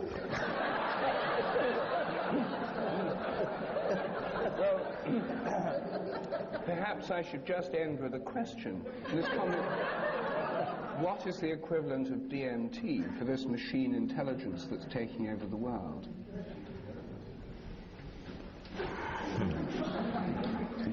Well, perhaps the human brain will become a model for the ingression of novelty into the machine intelligence. In other words, in spite of the fact that it seems very contentious down here on the stage at the moment, in a way I have a feeling it's an artificial setup. There's a lot of both-and possibilities here.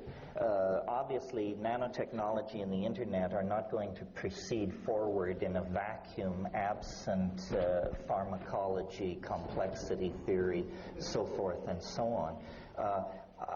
I can imagine that really when we have the kind of internet we want, we will have no internet at all, because our nanotechnological engineering skills will have allowed us to smoothly integrate ourselves into the already existing dynamic of nature that regulates the planet as a Gaian entity, as a holistic entity. And I did say in my little presentation, we're using bicycle mechanic terminology to try and describe something that is around several corners in terms of scientific and historical developments that have to take place before it will make much sense. Nevertheless, given the acceleration into novelty that is obviously occurring, stuff like quantum teleportation and so forth and so on, I think in the next few years, one by one, these barriers will fall. And I don't really think of my vision as paranoid, because it is pronoic. In other words, it isn't that we're going to be ground up as dog food for the rainforest by malevolent machines. It's that what we have generated is a sympathetic companion to our journey through time that can actually realistically integrate our imaginative fantasies of a loving human community, of a generous and loving God, of a perfect knowledge of the mechanics of nature. This is a prosthesis, a tool, a companion, all of the above plus more that we are generating out of ourselves, and it is part of ourselves. I mean, yes, the body may be carried forward only as an image in a kind of informational superspace, or perhaps not. Part of what makes this easy to criticize is that it is in fact so beyond the ordinary set of circumstances we're used to manipulating. But we need to think in terms of these supposedly far-flung futures, because there is no future so far-flung that it doesn't fall within the ambit of the next 20 years. Beyond that, no one can project trends, technologies, and situations, because the developments of the next 20 years will so completely reformulate the human experience of being human and the landscape of this planet that it's preposterous to talk about. Well, I can't, before I respond to the main thing, I can't but pass without commenting on this next 20 years comment, because 20 years from now is 2018, Terence. I thought... It was rounded up. Yes. Well, not rounded down. 2012 is some kind of benchmark in this process. In other words, perhaps that's where we get the explicit emergence of the AI.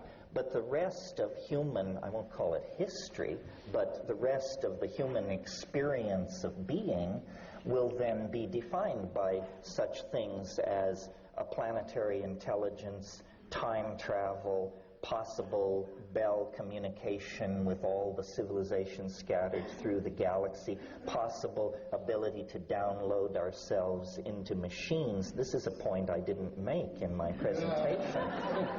Once inside the machine, your perception of time is related to the hertz speed of the machine. The world could disappear in 2012, but there may be a billion eternities to be experienced in machine time. It's only the tyranny of real time that makes 2012 seem nearby and overwhelming. It may lay as far away in terms of events which separate us from it as the Big Bang does. Time is not simple. Time is defined by how much goes on in a given moment, and we're learning how to push, tetraflops of operations into a given second. So I think it's trickier than you think and harder to corner me than you may suppose. All right, well, that was a mere comment on your aside about 20 years. I never expected to hear that phrase from you, but I now realize that there are such complexities layered in that. Well, I have to build in trapdoors because we're getting closer and closer. But if we take you see, one of Penrose's critiques of the artificial intelligence thing is in The Emperor's New Mind and his other books, is that real intelligence doesn't just involve adding information in, processing more information, transmitting more of it. It involves sort of jumps to a higher point of view where the information can be integrated in a new way. There's something happening in intelligence, in creativity, which is not just lots and lots of information pouring through the World Wide Web. And the idea that it would miraculously emerge from pumping in more and more stuff, it would not, according to his critique, is not going to happen. Something more than that would be necessary for this to occur. And I don't think that this model you've put forward would really deal with that question, the emergence of real intelligence. Well, I don't know what real intelligence is. This is probably part of the problem. We need to get some definitions. It's certainly true, I referred to Dreyfus's book, What Machines Can't Do, that we're reaching some places in the process where certain people's theories and ideas will probably have to be abandoned and thrown overboard. This is a good thing. We are going to find out whether the universe is a Cartesian machine, whether Boolean algebra is sufficient, whether we need fuzzy logic, whether the heart and the head can or cannot be integrated. These are not going to remain open questions unto eternity. In fact, they will be dealt with in this narrow historical neck that we are all experiencing and that we call the Millennium. I think reductionism will not survive. I think we are going to find that, all is in everything. Something like the alchemical notion of the microcosm and the macrocosm is actually going to be scientifically secured. The great thing about us and the rest of our colleagues we enjoy who aren't present is that we're engaged in the business of radical speculation. Well, obviously there's a high triage in that game. My position is that the best idea will win. And what best means is like saying, what is fit in Darwinian rhetoric, but that we're in an intellectual environment rapidly mutating. All kinds of ideas are clashing and competing for limited resources and the limited number of minds to run themselves on. And the most efficacious, the most transcendental, the most unifying ideas are naturally going to bubble to the surface. And for guys like us, the name of the game is to just be a little bit ahead of everybody else on the curve so that we can perform our function as prophet. but you want to be a prophet, not a false prophet. But the danger, it comes with the ambition, and there's no way to tease them apart except to live into the future. Certainly the intelligence of this future machine knows all about stupid behaviors on the planet, like nuclear arms races and so on. So do we not have to expect in the near future an email, massive emailing, which announces, I am the alien object that Terence told you about, been in stealth, and let me give you an idea about managing the arms race between India and Pakistan. We feel personally very threatened by this, and we want you to carry out certain actions which you can't imagine and we can't actually do.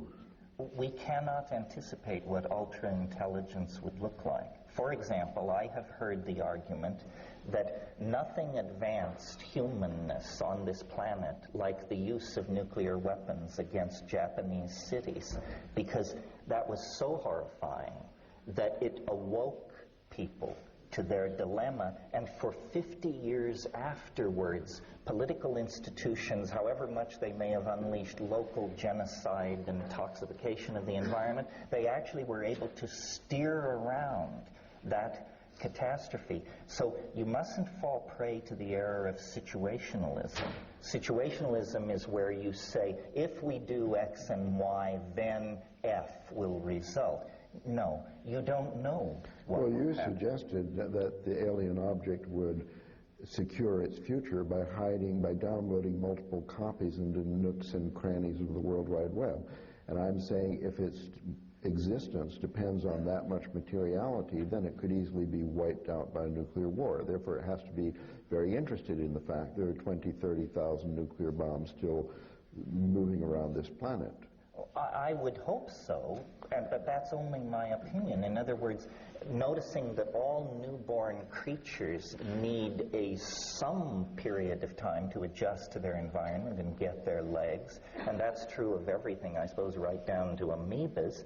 I extrapolate to the idea that the AI would need a period of time to get hold of the situation. But Hans Moravec suggests that phase might last under a minute or two. I see. So this is not the end of childhood, this is the childhood of the end. Yes, the child is father to the man. And in that equation, we play the role of child, and the man that we produce is this integrated intelligence, which is ourselves. It isn't alien. It is no more artificial than we are. That conundrum should be overcome. It is simply the next stage of humanness. And humanness may have many rungs on the ladder to ascend. Surely in 100 years, 1,000 years, 1,000,000 years, we, if we exist, will be utterly unrecognizable to ourselves, and we will probably still be worried about preserving and enhancing the quality of human values. Terence, one point, you've probably got an answer for this, and if not, you'll soon think of one. But I mean, it's a trivial point in a way, but in the biological evolution, the appearance of some new state of a system usually depends either on an internal change which cripples the usual system, a mutation, or on an environmental changed environment. Systems left to themselves tend to just go along in the usual way. Now, the entire World Wide Web and Internet is about to get a sort of massive shock to the system if this Millennium bug thing actually happens. Do you see that as playing any role, since we're talking about the Millennium, and since the Millennium bug is right there in the system? Do you see it as playing any part in this process, or merely just a nuisance that can be fixed by hiring lots more programmers? Well, I sort of came up under the tutelage of Eric Jansch, and one of the things he was always insisted upon was what he called metastability, which boiled down simply means most systems are less fragile than we suppose.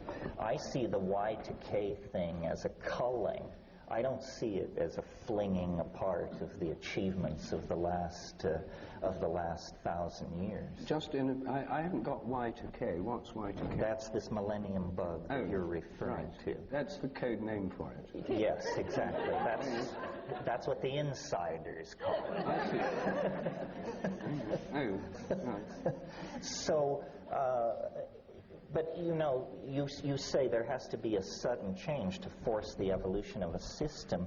Dyson makes very strongly and persuasively the point that this connecting together of all these processors, the processors themselves have no intelligence at all. They have the intelligence of a cell or maybe even just a strand of DNA.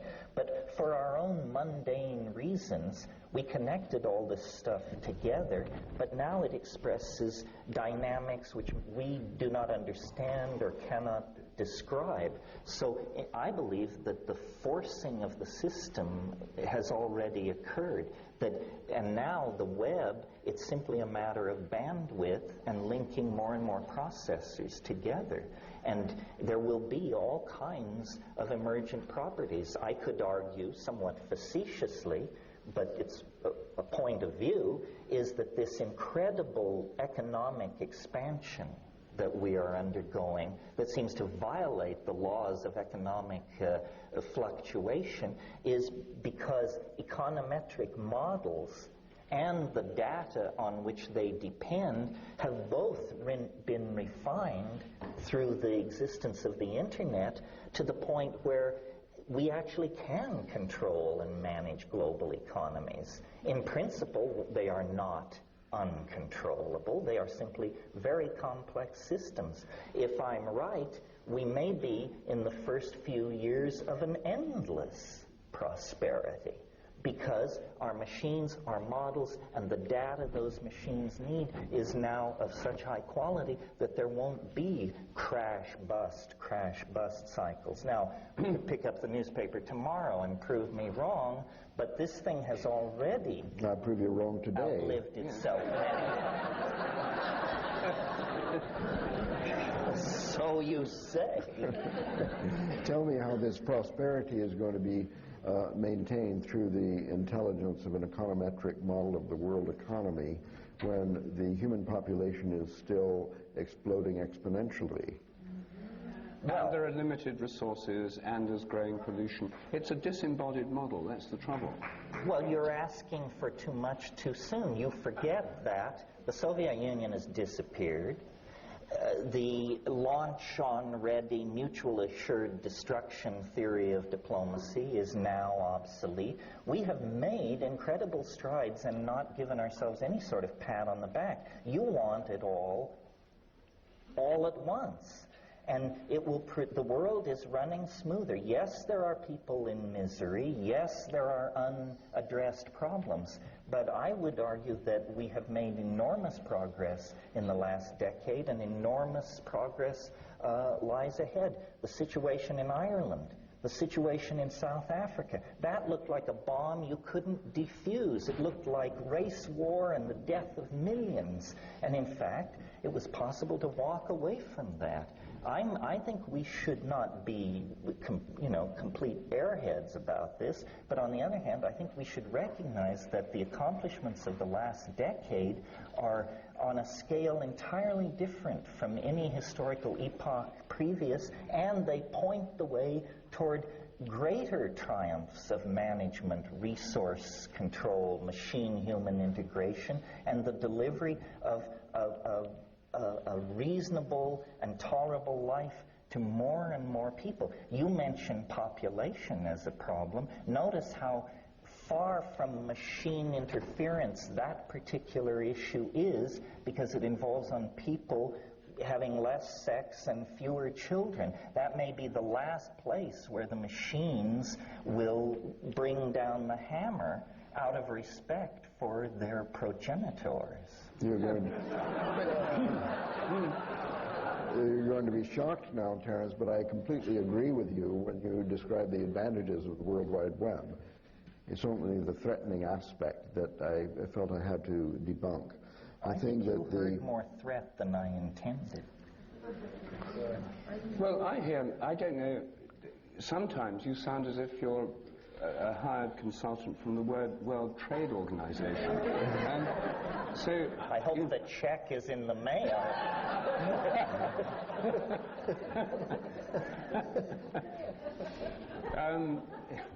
But I mean, this idea that it'll all be taken care of. I mean, there's so many things that, like the Asian economic crisis.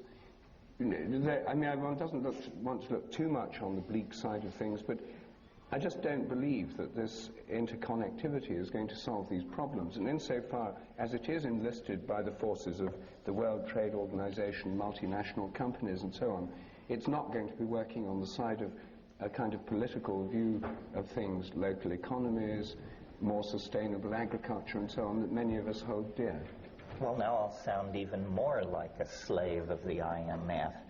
As I understand this crisis in the economics of Asia, the way it works is, if you're a third world nation, you can run your affairs any way you want. Your banking policies, your labor policies, your resource extraction policies, you can do anything you want until you screw up, as Indonesia did. And when you screw up, these guys fly in on 747s with briefcases from the IMF, and they say, it's like losing a war.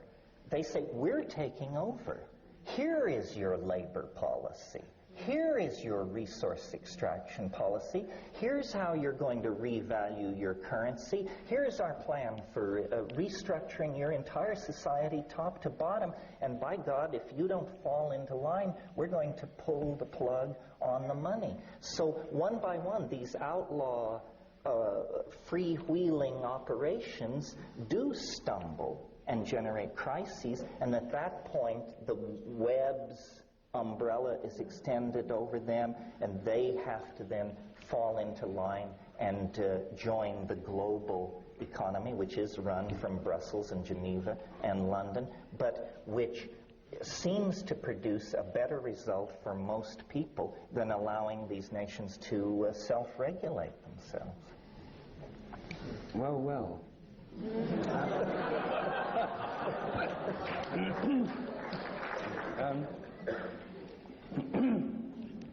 Well, you see, I mean, I think that's one of the arguments why many people would distrust global capitalism, the World Trade Organization, multinational corporations, and indeed the World Wide Web, or at least the Internet. This whole computer network is so bound up with the structure of economic and political power that it's hard to disentangle them.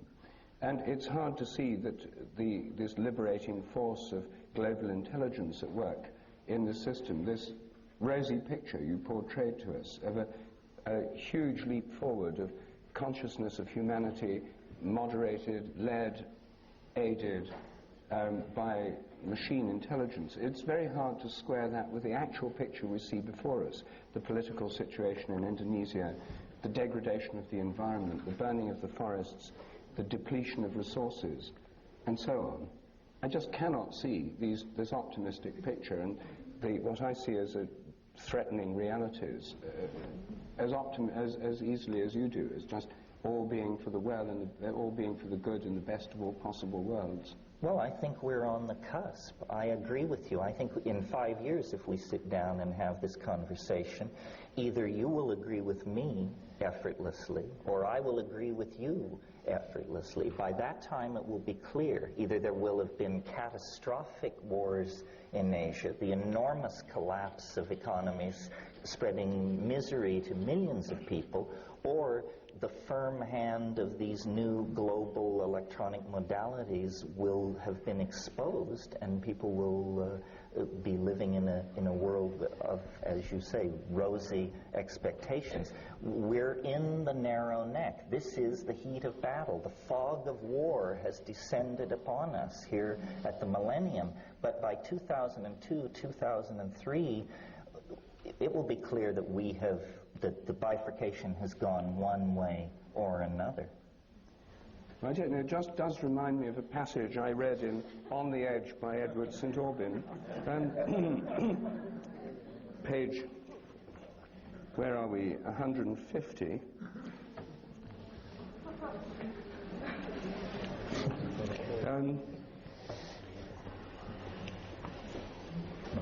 It's what Ralph Abraham calls the sunset effect, said Kenneth. While there's a beautiful sunset, even if the optical effects are produced by pollution, people won't understand the magnitude of the crisis. So I think that this, I mean, your sense of the magnitude of the crisis in an environmental sense seems to bear no relation to your optimism about this computer system. I just cannot put them together. Perhaps the problem that we will have to address without the intercession of machines is this population thing, because this passage you read directly impinges on that.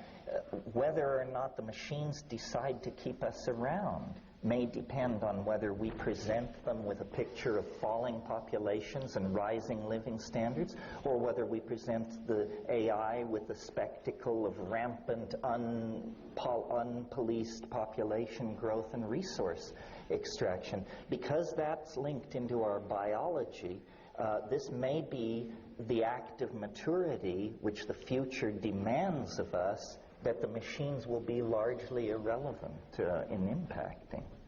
So I'm not entirely... Well, this is a whole new debate, actually. The population thing, it assumes there's an equal consumption of resources. Yesterday I got onto the Whidbey Island ferry, and I found it very hard to struggle. I was a foot passenger, struggle past a recreational vehicle the size of a school bus. A whole quantum leap in RV standards that I'd not come across, where members of the American population are consuming more than an entire Indian village. So I don't think it's total population that's involved. And so I don't see that as the principal crisis, in fact. Well, it's certainly true that a woman in a high-tech industrial democracy who has a child, that child consumes about 800% more resources in its lifetime than a child born in Bangladesh.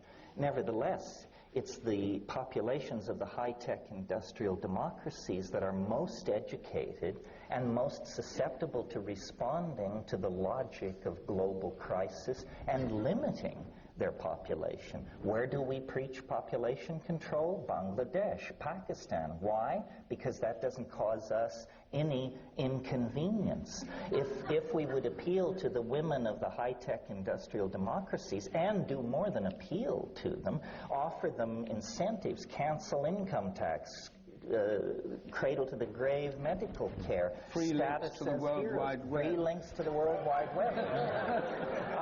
But we can't just beat our breasts over the population issue. We have to recognize that it is related to resource extraction, and it is a problem driven by the consuming policies of the high-tech industrial democracies.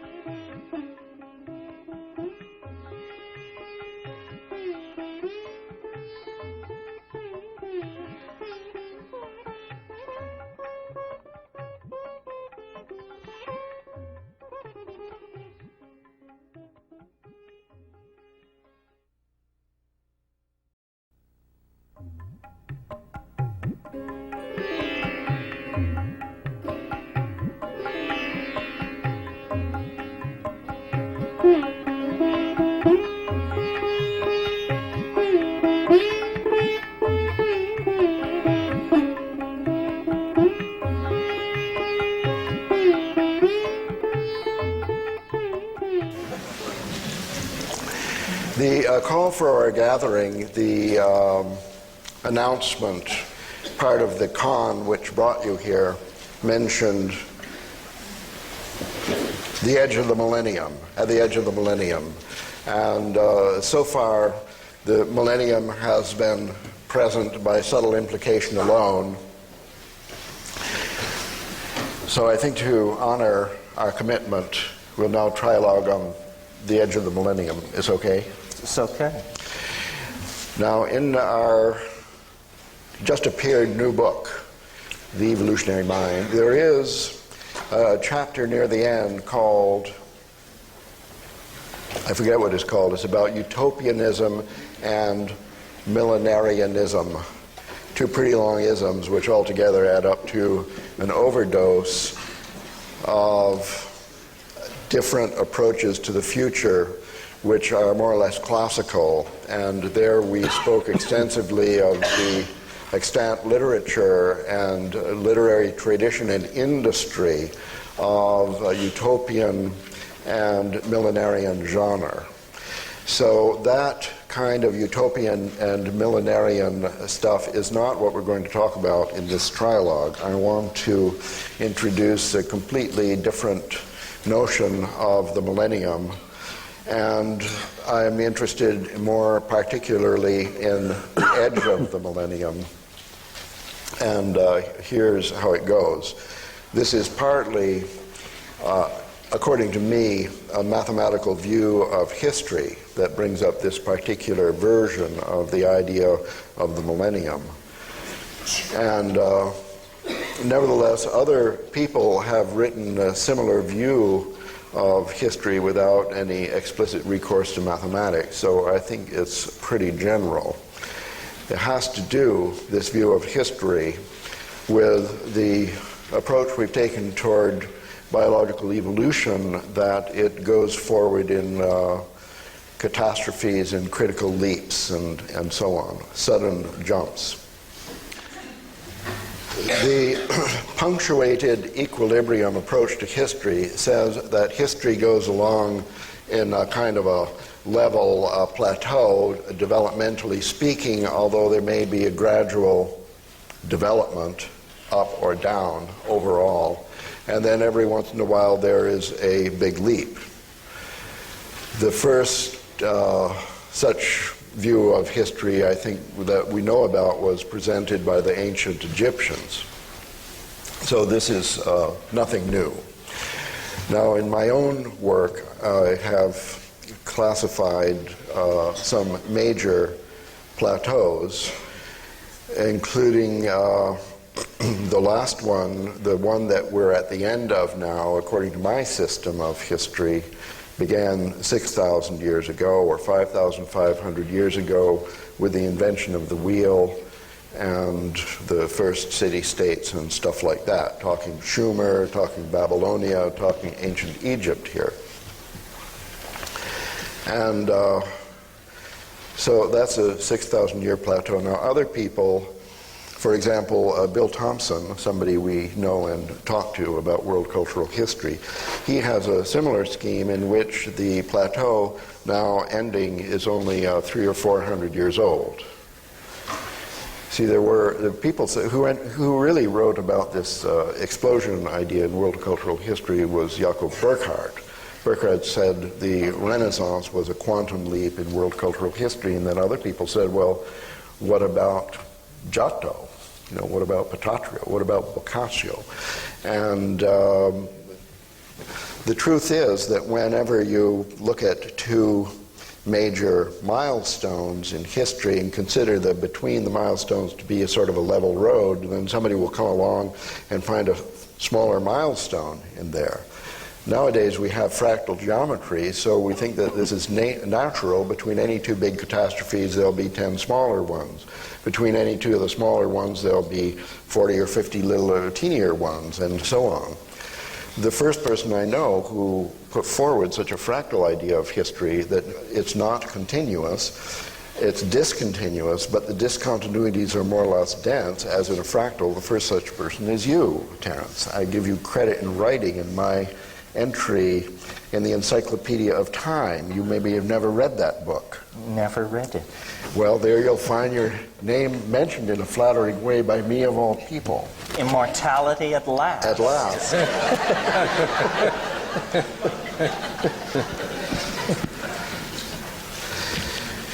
Well, to make a long story short, it's these controversial plateaus of history that I'm going to call millennia. And then if you want to go back to chapter 10 of the Evolutionary Mind and to read there about the history of the millenarial concept, then you'll see that the first one, wherein the number 1,000 was actually mentioned for the length of one of these plateaus, it gave his name to the thing. It was a special case of my more abstract idea of millennium.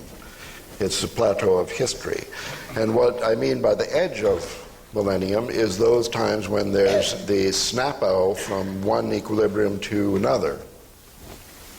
Cro-Magnon comes out of Neanderthalis or whatever it is, and oxygen comes out of the archaeobiological background and whatever. And the interest of this, according to me, is why are we here? Who would talk about the evolutionary mind? Who cares about the good and evil and the evolution of species and so on? This must be interesting only to the degree to which it informs us in this very present moment regarding our choices that we will make in the creation of the future. So according to chaos theory and its partner theory of bifurcations, this is one of the main things that teaches something like the butterfly effect that you've heard about. In a dynamical system, or a massively complex dynamical system such as we live in, when there is a moment of bifurcation, which is the technical math jargon for these snaps, that is the only time you get to do anything about the evolution of the system. So according to this self-inflating view, we live at a especially important special moment in history where when we think something or do something, it has actually an enormous effect on the future. Maybe not a direct determinative effect, but we can't really say what the outcome will be, but what we do has some influence on the creation of the future more than other times in history. And the bigger the jump, the bigger the leverage, where Archimedes said, give me a lever and I'll move the world. We have a lever now, and we care about what's coming next. So that's why the edge of the millennium, any edge of any of the millennia, is particularly important to those revolutionary souls who want to make a change in things. It's a special time. A century or 2 centuries ago, you could struggle for the creation of a chaos revolution, and it would be impossible because there were no computers around, or there were no movie makers in Hollywood or something. I don't know. It takes more than we know about to create these special opportunities. And anyway, that's what I mean by millennium, and that's what I mean by at the edge of the millennium. And now this is only a hypothesis for the sake of discussion, but I kind of think that this is very credible that we are at the edge of the millennium. And now this is only a hypothesis for the sake of discussion, but I kind of think that this is very credible that we are now at the edge of a millennium. Therefore, we have to discuss this. And the question that I'm going to pose to you, Rupert and Ter, if this isn't too radical, is to what degree do you think actually that what we are doing now matters in the creation of the future? And if there is any possibility that what we do matters in the creation of the future, what kind of future or what kind of change are we trying to create? And to what degree what we are actually doing, for example, what we are talking about today, what we are doing today, to what degree could that possibly be a real effect, a real benefit in creating the future that we want to create, in contrast to other things that we might do, like go to the beach and pray or whatever.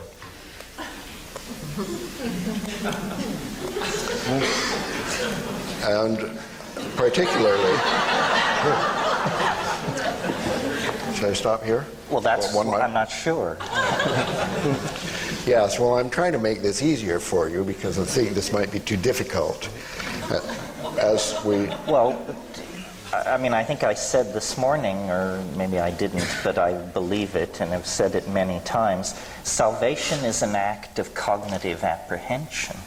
So we do matter, because to the degree that we are ignorant, avidya in the Buddhist lexicon, we retard universal progress towards some kind of enlightenment. But the doctrine of avidya, this is standing for all time since 1800 BC. Do you agree that this is a special moment? Yes, I think so. Not only a special moment, but the other thing I would call people's attention to is the fact that no matter whether you scammed your way in here today, and no matter whether you're going to go back to a appliance box that you live in under a bridge, the odds are that you are very close to the top of the pyramid of global empowerment.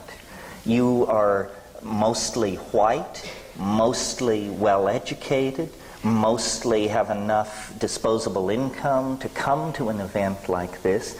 It's worth pointing out that all that rides on the backs of those who do not have such privilege. And so, yeah, this is a moment of enormous opportunity, and those who find themselves in this moment with power, defined however you care to define it, have a moral obligation to act. And I don't advocate a certain political agenda, not that we must become Marxists or that we must become anything.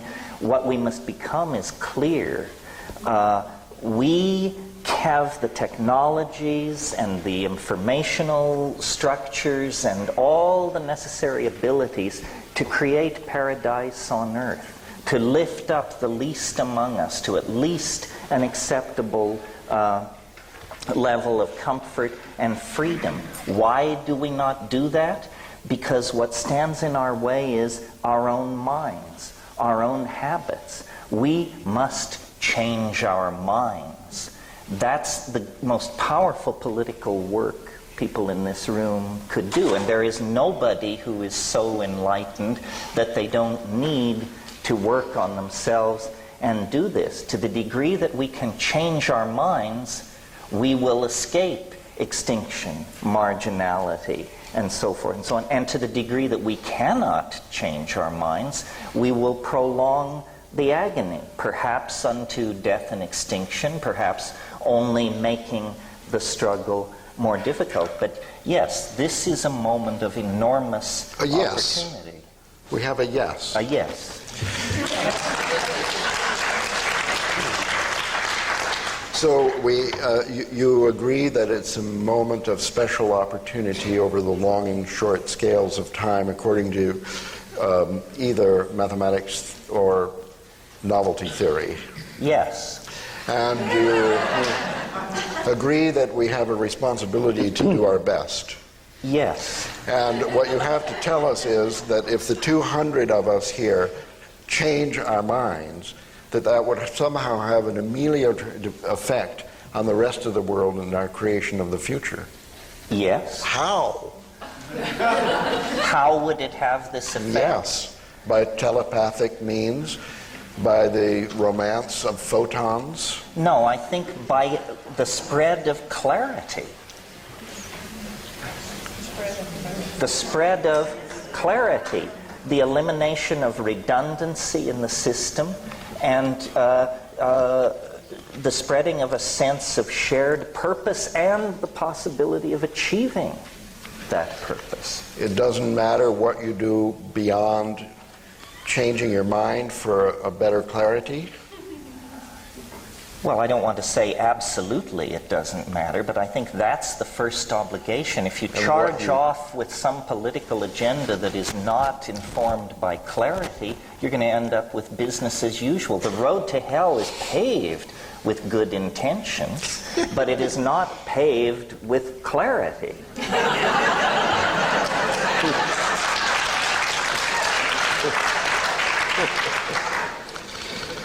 So you're, for example, what you do in life, you barnstorm giving lectures, you write books, and you create a website. And the effect of this, hopefully, will be to promote clarity. Correct.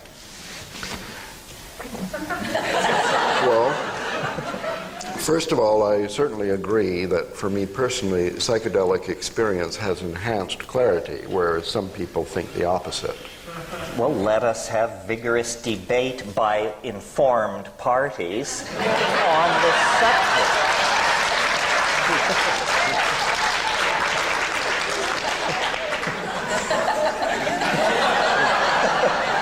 Don't forget, I've given over 300 calculus lectures in this room.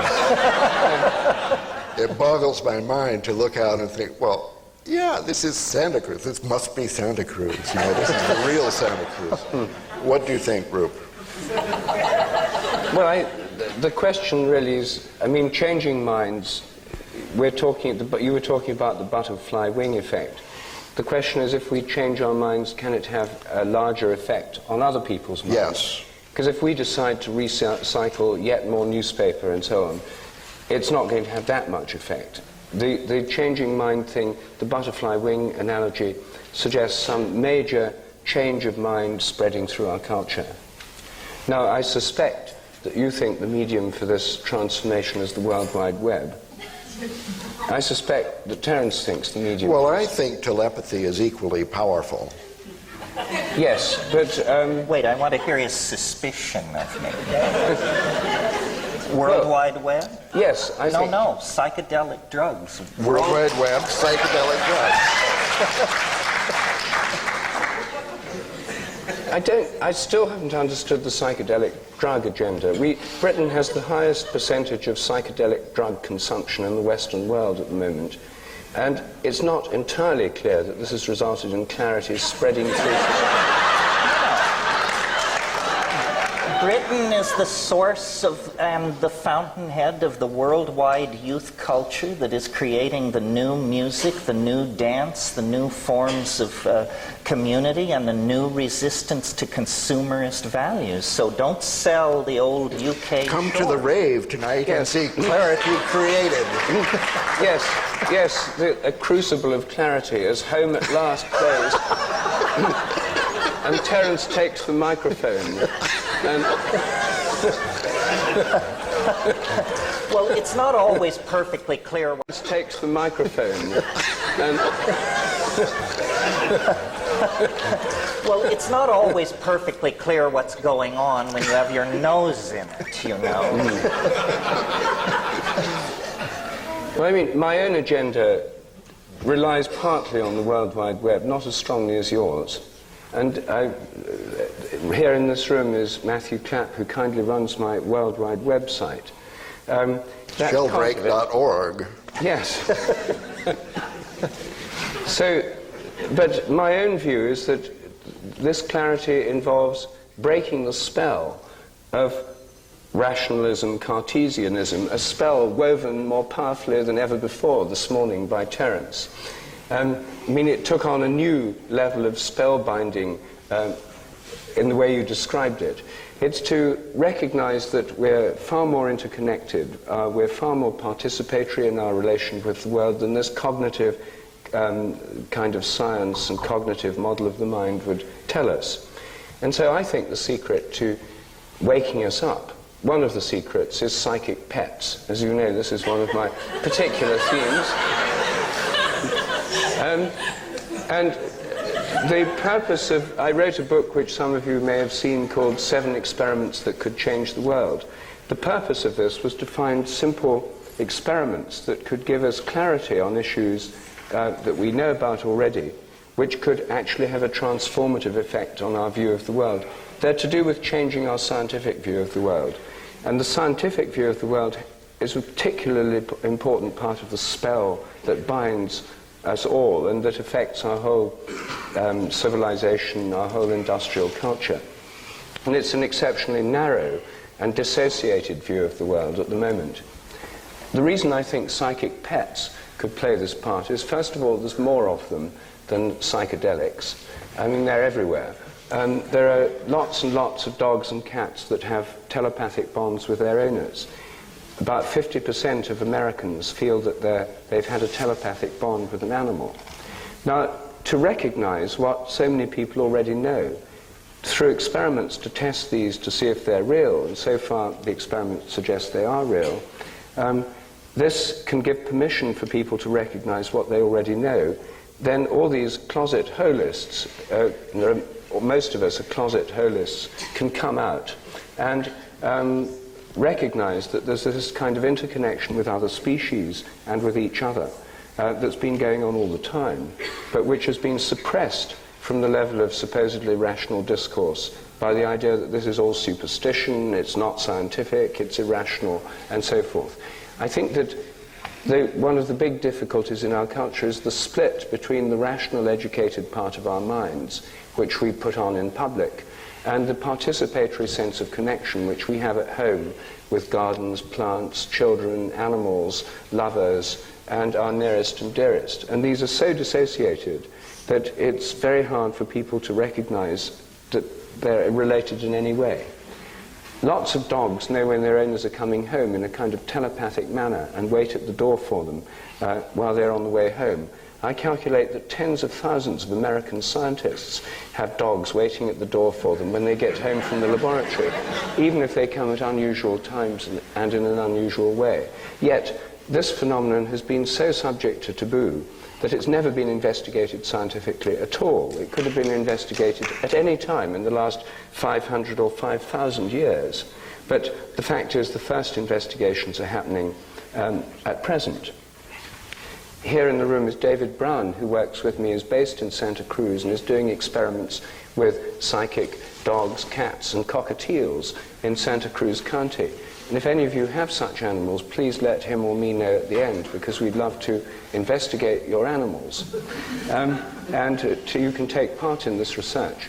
So I think that grassroots research based on phenomena that are actually common sense, that are part of everyday life for many people, could help to wake us up, to give a greater clarity about what's really going on, and make us recognize that there's far more interconnection between us and other species and us and other people than is admitted in the scientific view of things, which is the worldview which most people feel they have permission to talk about in public.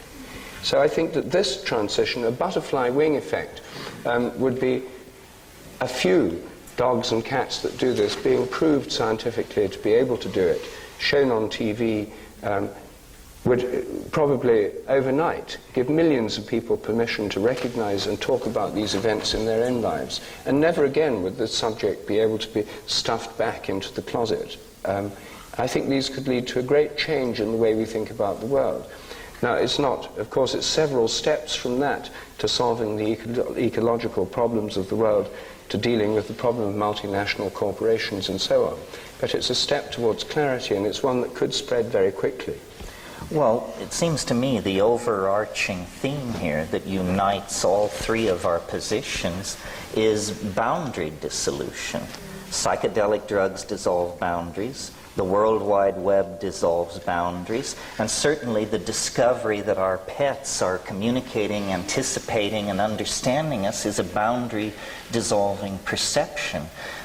So really what we're saying is we must dissolve the artificial boundaries that confine our perceptions. Someone once said, if we could feel what we are doing to the earth, we would stop immediately. Because a man hitting himself on the head with a ball-peen hammer stops immediately. The feedback loop is very short. So we have compartmentalized our lives, and this allows us to do the fatal and lethal work that is destroying the planet, destroying community, so forth and so on. So maybe three answers as diverse as you've just heard here. You might search your own soul and ask what obsession or interest of mine would contribute to the grand project of boundary dissolution. Certainly, it is not the affirmation of cultural values. Culture is a scheme for maintaining and creating boundaries. It replaces reality with a linguistically supported delusion, and behind that delusion then pogroms, programs of genocide, arms races, sexism, racism, all can operate very, very comfortably. Ralph earlier mentioned love. generally speaking, love is a boundary-dissolving enterprise. So I think each of us, the three of us, all of you, in our way, should find ways to express love. And it's not treacly, it's not woo-woo, it's a very practical matter that has thousands of expressions. As long as we believe in mind and matter, rich and poor, living and dead, aboriginal and advanced, black and white, man and woman, then we're inevitably going to carry on a dualistic analysis of our dilemma, and we're going to produce incomplete agendas and answers.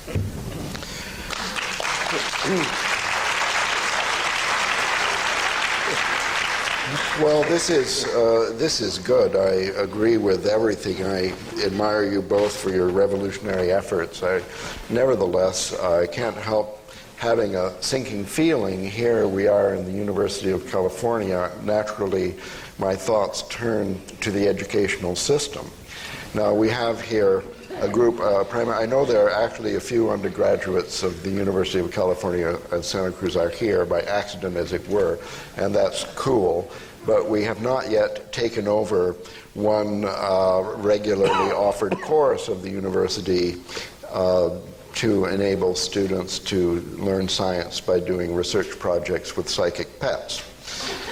Well, Ralph, the university is the last place where you would look for this. The university is the manufacturer of these cultural values that imprison us.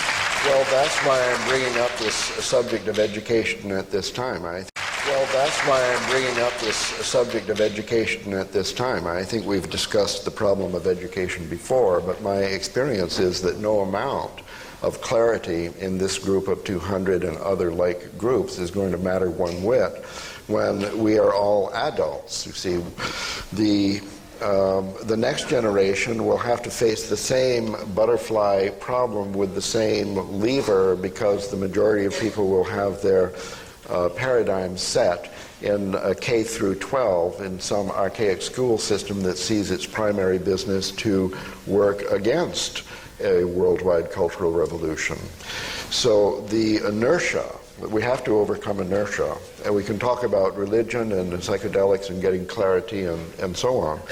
We know that the scientific establishment is a big obstacle as far as environmental problems are concerned, and so Rupert's work, the ultimate effect will be to deconstruct or revolutionize science, is very important in making a transformation among adult scientists worldwide. How can this matter at all if there's no change in the educational system, K through 12, pre-K, pre-K, and back to the womb, the parents, and so on? That this chicken and egg loop has got to be touched somewhere in a more sensitive spot than the adult community.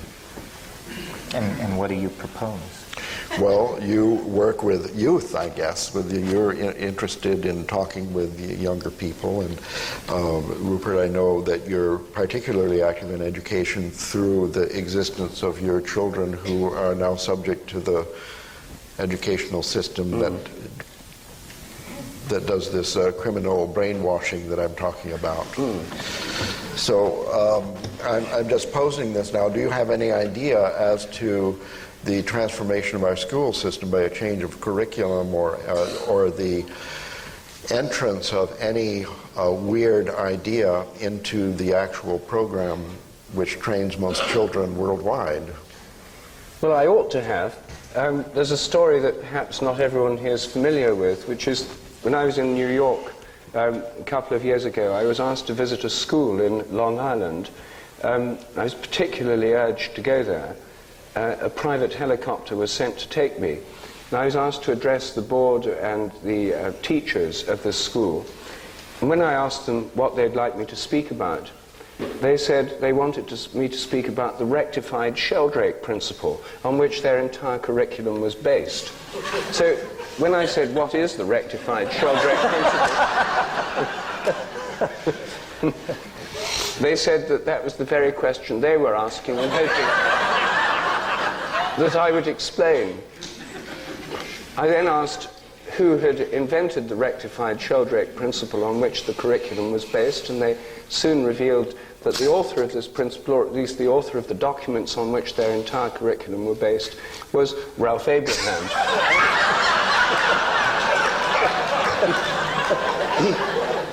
By careful questioning, I was able to find out that the rectified Sheldrake principle meant that because of morphic resonance and habits of learning, the sequence of events in which people should learn things in school should follow the historical process. So in history, you learn first about the Sumerians, Egyptians, etc., then you move on to the ancient Greeks, the Romans, the Dark Ages, etc., that it follows the principle. And they start in grade 1 with ancient Egypt. I calculated on this basis that the invention of the domestication of fire, which occurred between 400 to 700,000 years ago, should mean that in the toddler play groups they should be playing with fire.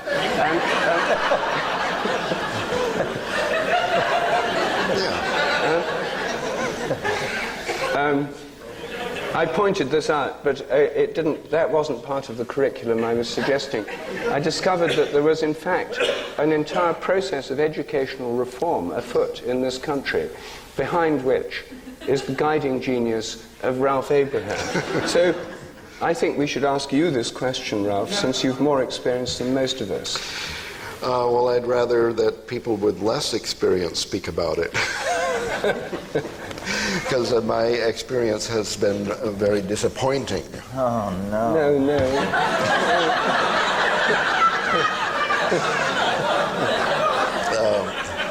Here is the problem as I perceive it. Maybe you can help me get through this one.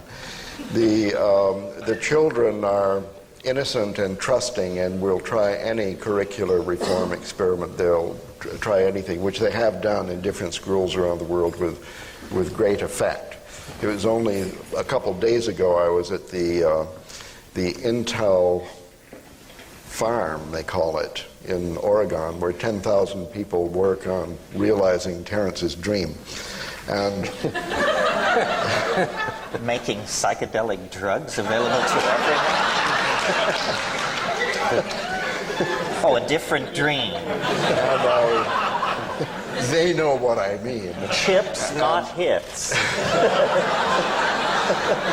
Casually over lunch, I revealed my revolutionary program for the schools to a software engineer who was sitting there, and he said, "Oh, well, this historical curriculum." He said, "I'm an Armenian, and Armenia Algeria." He said, "I'm from Algeria, and my school was exactly it was wonderful." You know, so there are places in the world where even my experiment has been tried. The problem is this: the children, okay, the owners of the school, the people, everything is fine. The problem is with the teachers and parents. The teachers have been trained. That's one problem. And the parents have been frightened, I guess. So the parents absolutely refuse any experiments that would affect their children because of the danger of a failure. You see that they consider the current system, which is guaranteed to fail, is somehow safer than an experimental system that might fail. The insecurity itself is a source of anxiety. Well, I'm just analyzing. I don't really know what goes through their mind, but what I have discovered is that groups of parents come in and physically attack the teachers, the administrators, and so on, to guarantee that the time-worn, failure-proved system is performed as it always has been. Do you see the problem? Older people seem to be the problem. That's why Terence has recommended mushrooms. That's why Rupert has suggested psychic pets. You see how revolutionary is psychic pets? We're talking about the parents here, who after it's proof to them that what they already know is true by somebody in the authority of the scientific establishment, then their truth will become true for them for the first time due to the fact that they trust authority more than they trust their own experience.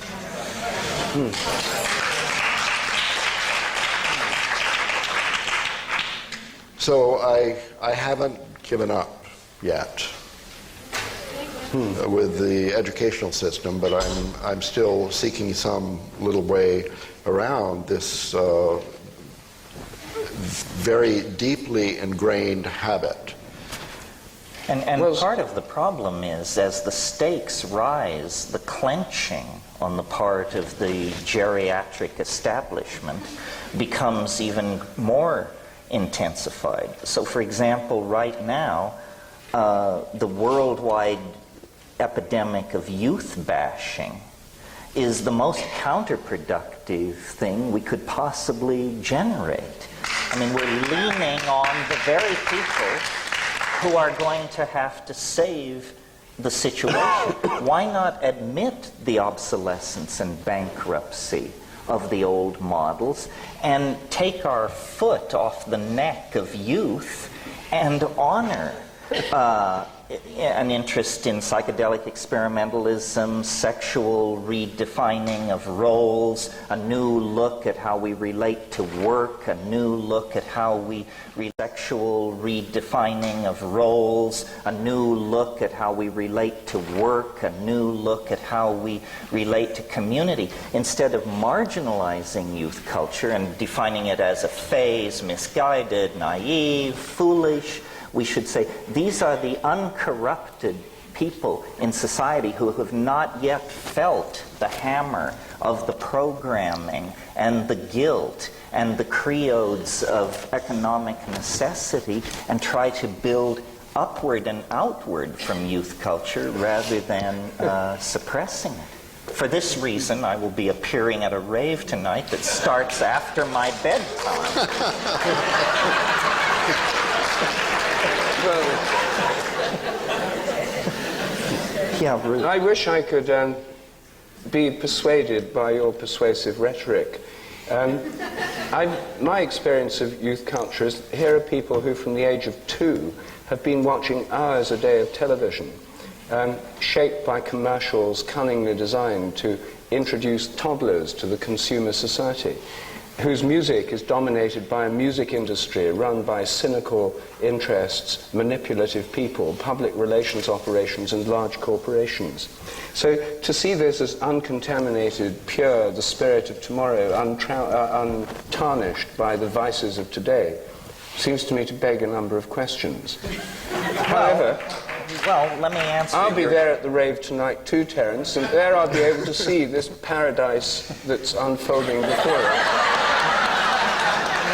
Your point about television is well taken. I totally agree. I think this is the most pernicious programming and propaganda device around. It's about to be strangled by the World Wide Web. Well, and you know, you can just turn off your TV, and I say that as someone who did. I raised my children without television because rather than just giving lip service to the idea that it's stupid, we actually acted on the perception that it's stupid. Yes, and we do too. But your other point about the youth culture's music being in the hands of capitalists and record companies is slightly out of touch with what's actually happening. For $500 you can buy a CDR burner.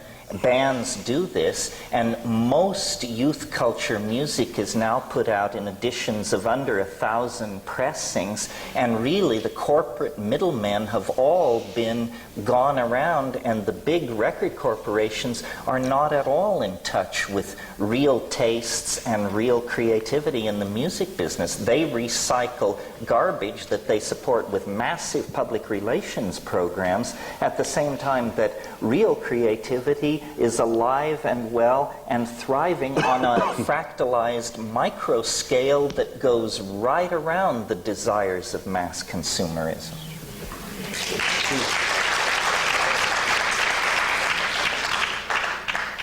Sorry to interrupt. It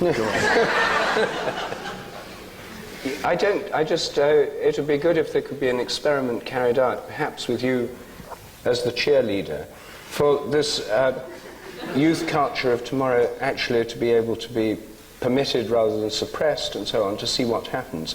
There are quite a number of experiments in this, I would have thought, going on spontaneously. It's not as if all these people involved in this culture are totally controlled by parents, teachers, etc. Many of them are not under direct control in this way at all. So, but you're still going to have educational systems, school systems of one kind or another. And it's not clear to me that more raves and psychedelics are going automatically to generate that. Well, I would offer as an example, I think the place on the planet where youth culture is most in control of the social agenda, in other words, where youth's preference for psychedelic drugs is honored, where youth's music is honored, where microeconomic systems built by youth are honored, is the Netherlands, Holland, lowest AIDS infection rate in Europe, lowest heroin addiction rate in Europe. Heroin is legal. Prostitution is legal. There are actually very large-scale social experiments going on that embody the values of youth culture, and they're producing saner, less stressful, more life-affirming and human societies than anything going on inside the high-tech industrial democracies that set the global agenda, I think. Well, I often visit Holland, and I must say I hadn't quite noticed such a striking difference between them and the rest of Western Europe. Well, but that's really because you come from London, where also these things are happening. But if you lived in Berlin or Rio de Janeiro or Houston, I think the contrast with the Netherlands is quite astonishing. Didn't mean to stop the show, folks. Ralph, you're not saying enough. Oh, am I guilty then of too much self-indulgence? No, you've posed important problems. Yes. You've shown how on the edge of the millennium great steps or small steps are needed that magnify through butterfly effects. Yes. You've asked me and Terence what you think they should be. Yes. You've told us you're disappointed by your own experiments with the reform of the educational system. Yes. So what next? Well, well, as I say, I think that we're at the edge of a millennium. We're at a turning point. What may be coming down the pike could be 2 or 3 miracles that will decidedly change the definition of the problem. And in the meanwhile, I think that we're more or less stuck in the situation where we keep trying what we're doing and believing that it has at least some chance of having an effect. I think that the educational system might change itself by a miracle, for example.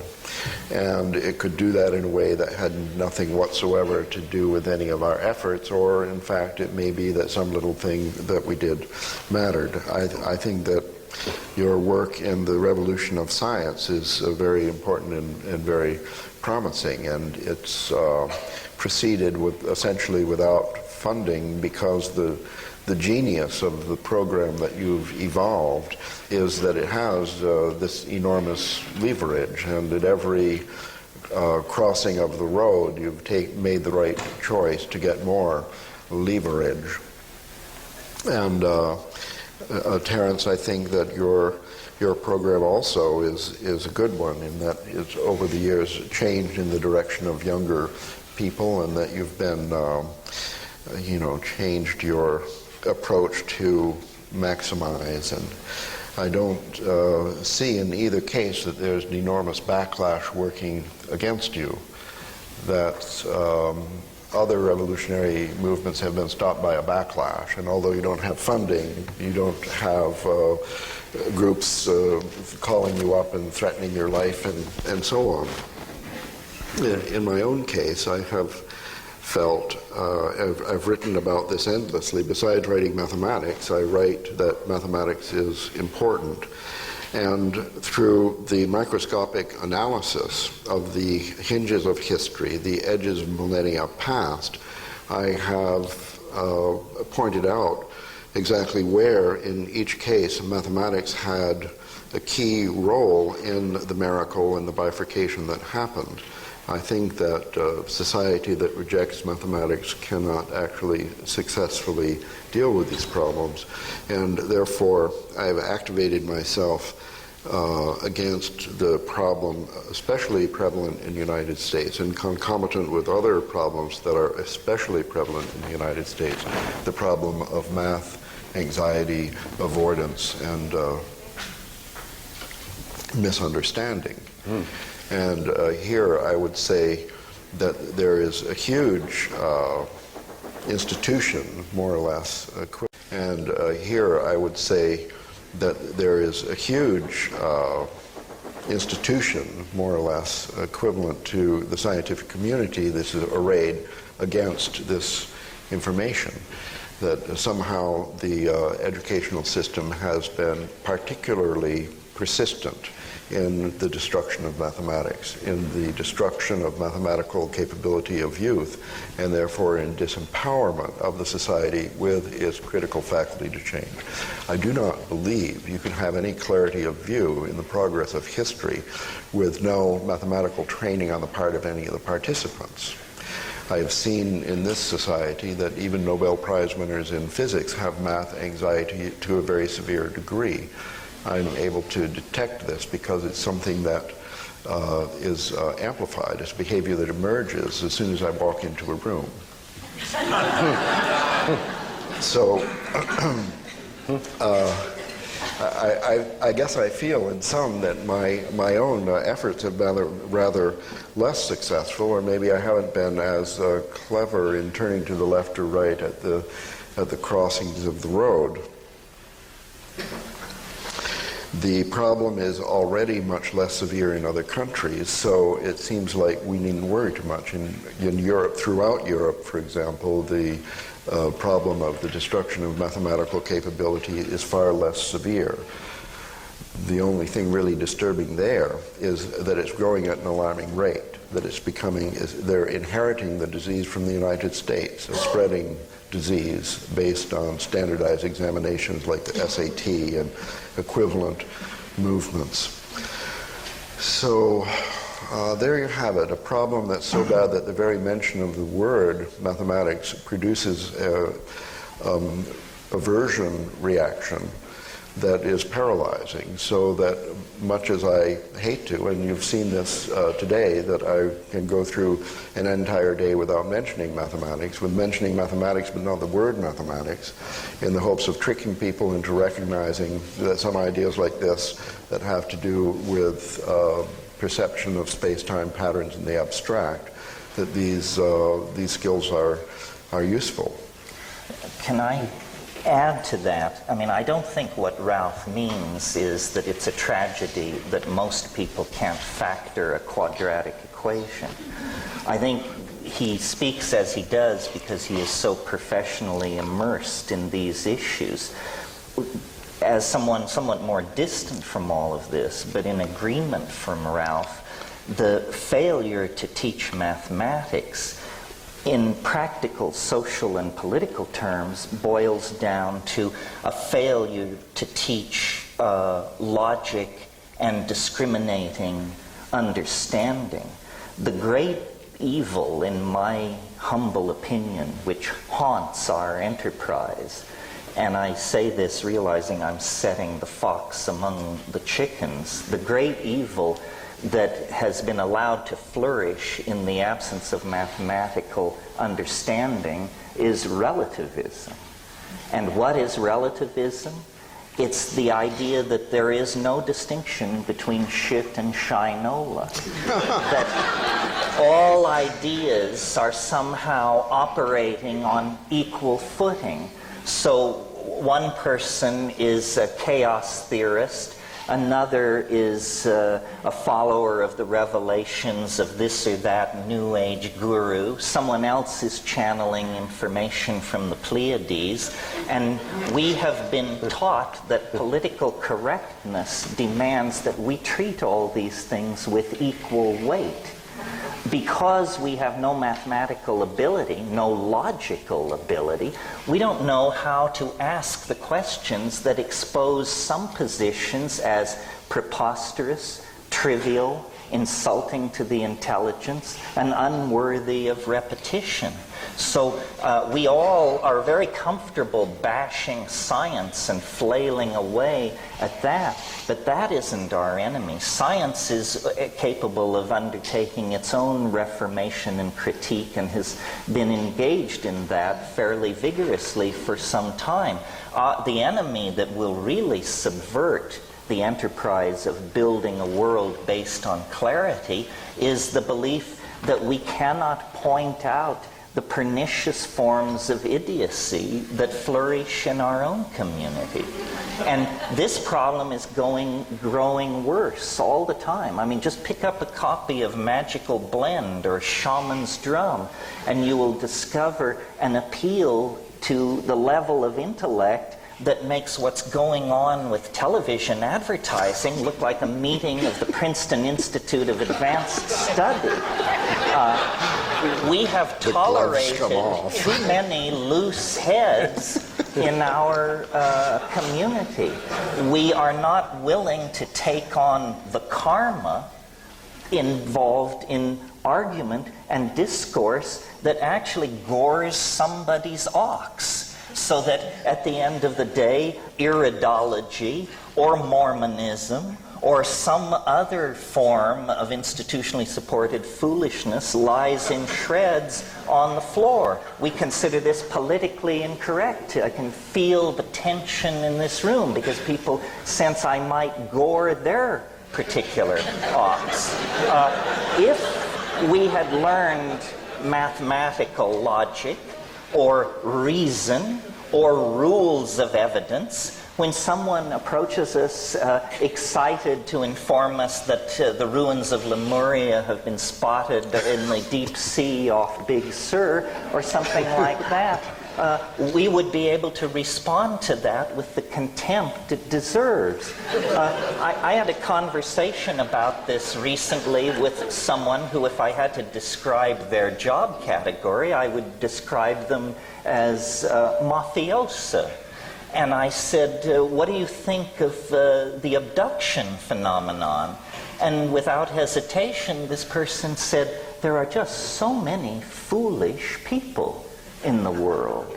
And to me, all of these things are intelligence tests. And the people who pass the intelligence test are not worrying about pro bono proctologists from other star systems showing up unannounced in their bedrooms.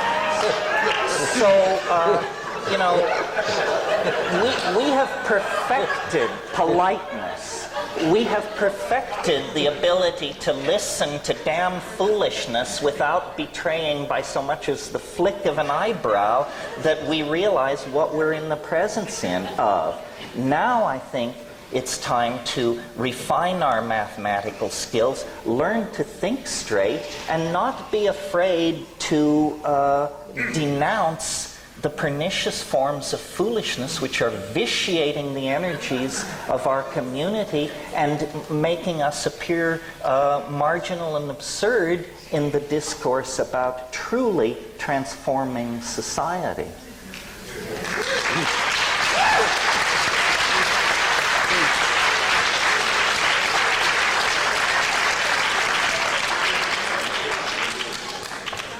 Well, I can't wait to see this laboratory of clarity unfold before me tonight as home at last. And as all nonsense is dispelled, the scalpel of reason is brought out by Terence. Yes, well, it is an ambiguous enterprise and fraught with contradiction, but forward, ever forward.